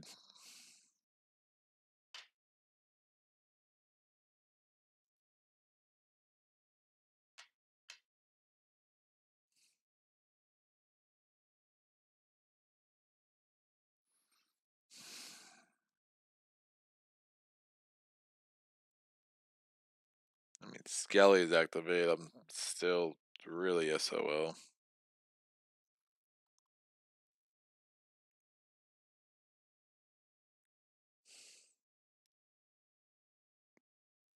I have no place to put blade chips that are very good.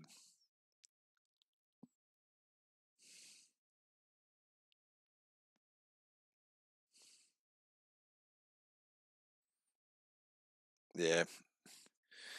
I mean, I feel like you could potentially claw out a win of some sort, but like they're it's just not there.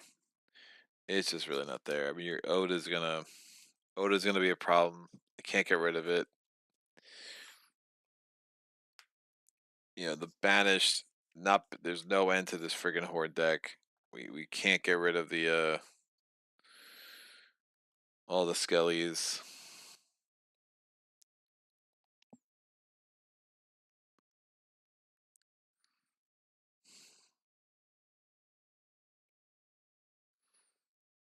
Yeah, also like you gotta think this game plays pretty wildly different with a different capital, right? Like that capital fact that can a Haven have multiple targets or can a player have multiple targets? So if I was doing that wrong.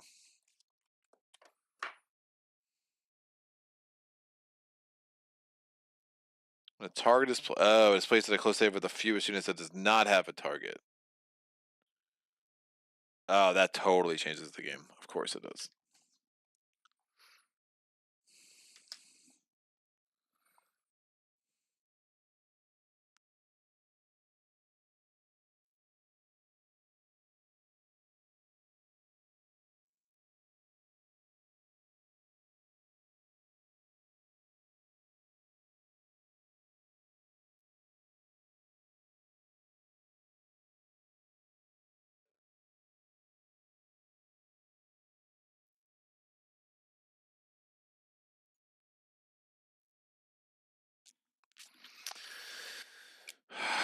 I don't even know if I can rebuild that. The closest haven with the fewest units that does not have a target. I forget the order. So I think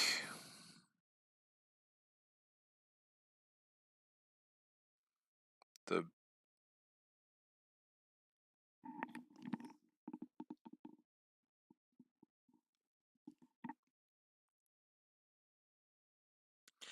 forget the order. I'm assuming the warlock was pulled first. What's his thing? Yeah, I believe the warlock was filled first. The mage tower's target.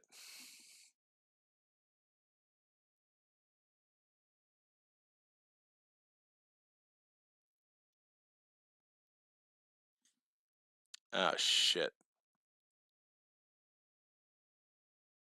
I can't rebuild it. I can't because I don't even that wasn't on the board yet. So the Mage Breaker's target would have been my Haven. And the Nethersea Pirates target's placed it here. So how the hell the capital of the storms and the Nethersea Pirates are a real rules conundrum then?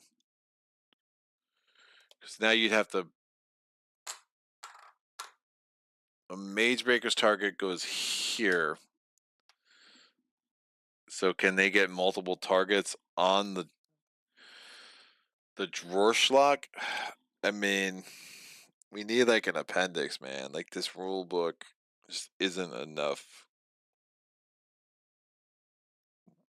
to factor in all the complications from the expansion. I think that's a pretty like mild statement. Because now the Mage Breaker is going there. All my units are still alive. It never retargeted. It's still alive.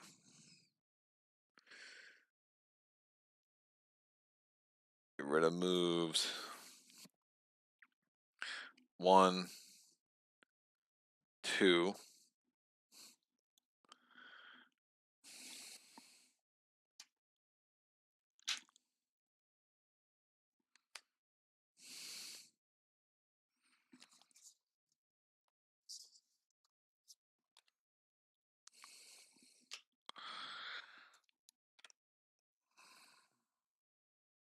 There's more Aether on the board.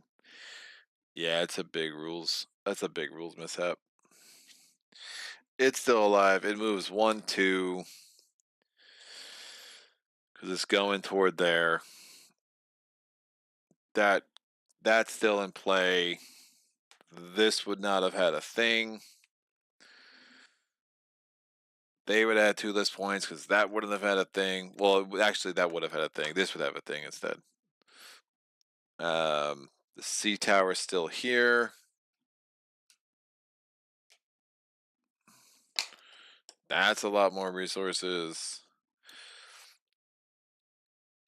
You know, this guy, there's 6 less points for 4 less points for them at minimum. I probably wouldn't have gone over there, right? I mean, I have these 3. I mean, I could have had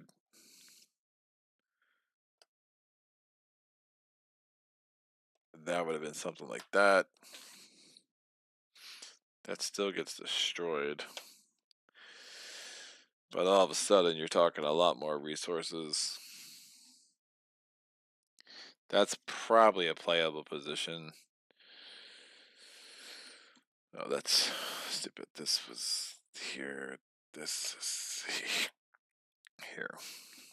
That's probably still a playable position. Oda, get the heck out of dodge. Let Oda go in here, here, here. Probably never deal with Oda. We can do okay against the Mage Breaker, I think, over here. The Herd's gonna have to immediately rebuild. They're the resource production problem now. But at least we still have the sea tower. Alright, that's my fault. I just read this wrong. A player fraction on multiple targets. When a target is placed or retargeted, is placed in the closest haven with the fewest enemy units that does not have a target. Target cannot be placed in the capital.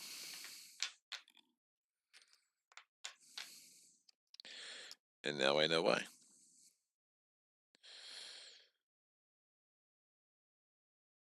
Yeah, first time playing with the Capital of Storms, so that makes some sense. Alright, we will revisit. We will revisit when it's less rules quagmiry and when I make less mistakes. But we'll be back. I'll try to get this on in a couple weeks. Probably with the Pirates again. Maybe not though. I like the Herd. I like the Pirates. Pirates are fun. I can't believe how poorly I rolled.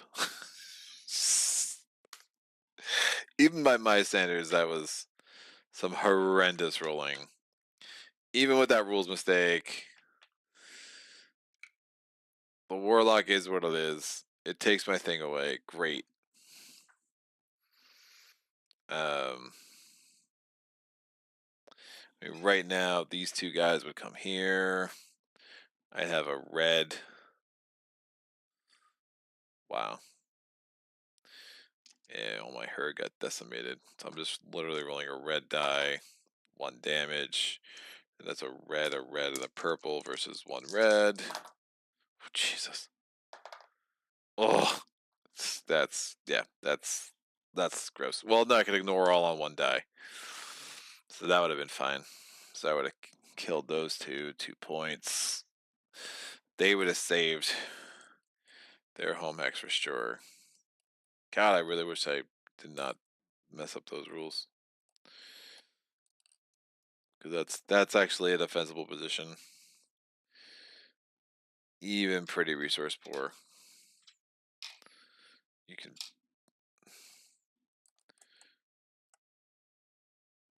Because I can just spend 3 food. Get out 3 of these clowns. Into my Herd.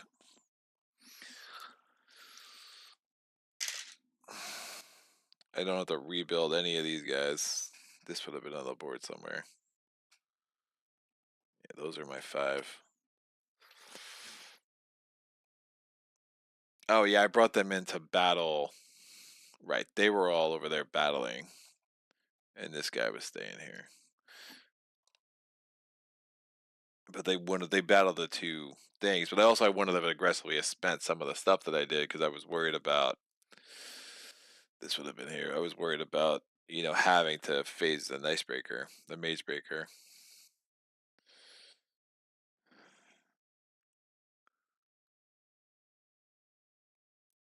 And he would not have gone there because it's away from his target. And he's not going to factor in the adjacency of the Netherworld, the Netherwood. All right, my mistake. That plays out a lot more fairly. That plays out a lot. I've activated the Horde with the lowest initiative. We would have placed the Stormbringer and then activated the Stormbringer. That could have been fun, kids. And the Stormbringer also activates as soon as it's placed. Yeah, Chaos would have started getting some serious points. So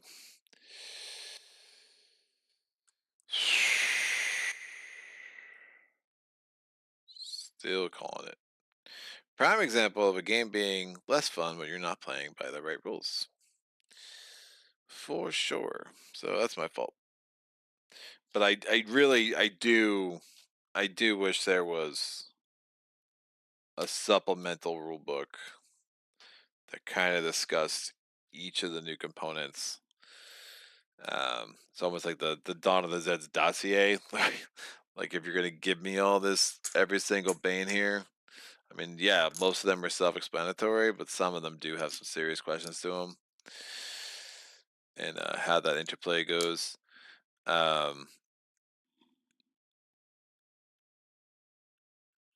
And how does the Capital of the Storms deal with the Nethersea Pirates? A player affects on multiple targets. When a target is placed, every target is placed in the closest haven with the fewest. Because this isn't a haven.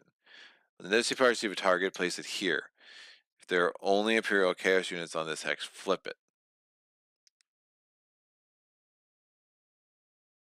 That still gets flipped, which is a problem.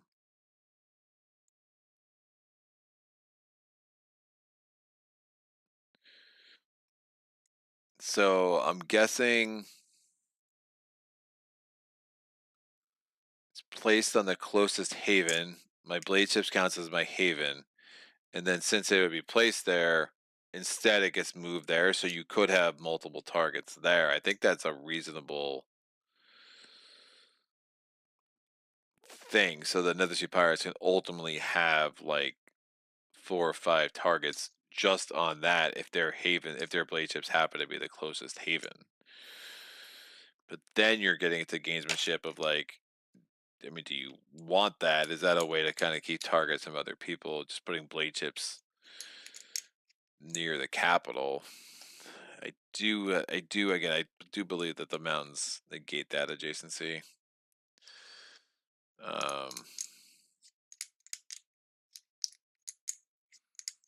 Keep the Magebreaker on the board. Yeah, it's frustrating. It's frustrating I missed that rule. Alright, well, is what it is. Chuck some dice. We won some, we lost some. We lost some more. It's time to go. This is a good time. I will no, it wasn't. It was partially a good time. That's about as far as I'll go. But at least they got the secondary camera up. That was cool. It looks good. It's good. It looks good. I mean, I definitely pretty much use it for this. Too Many Bones, Cloudspire. Cloudspire is a game that I will get to the channel again. I'll be back. I will try to get another spirit up next week. Just gonna try to really get through those nature incarnate spirits pretty quick. We'll take a little bit of a break from Uprising, come back, and come back with the Capital of the Storms, a couple different factions probably, and play it out the right way. I think would be a good idea. Maybe the 50-50. I lost the 50-50 in my 2 tries. Yeah, I would have lost again. This is the only die that hits for me every time. Oh, there we go. Missed it.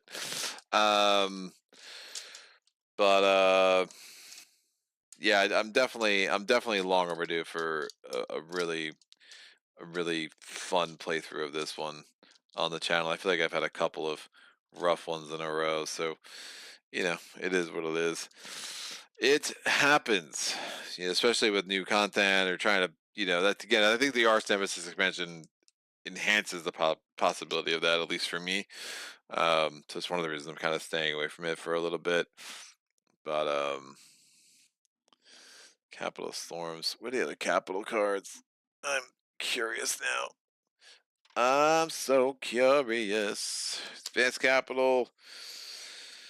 If there's one procedure, this one we played. This one was fun. I like the Nethersea Capital a lot. The Iron Capital. A Legion placed in the capital places the target here and only here. If a Legion is on the capital and activates, it moves to an adjacent hex with its priority. A hex with the Haven. Fewest enemy units. A hex with the fewest enemy units or threat. A hex with the fewest Imperial units.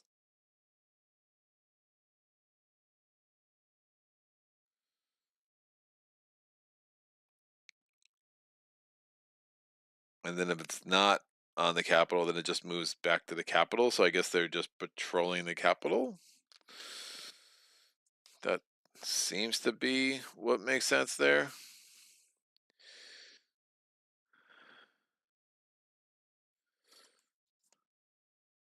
And then the Nethersea Capital, they just essentially go to a sea tower and then back. And if there's no sea tower, I guess it just moves toward its target normally.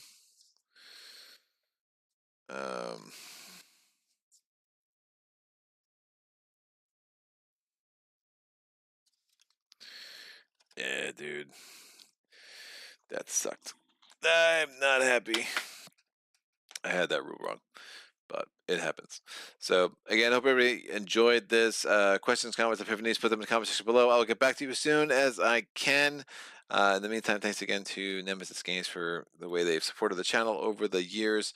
I'm very curious to see what they do next in the world of Uprising or other wise. I feel like Uprising is done, but as a company, I'm wondering if they have anything else in store, seeing what they're kind of bringing to the table.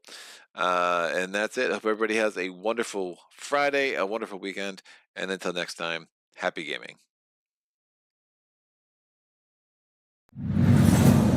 Solo.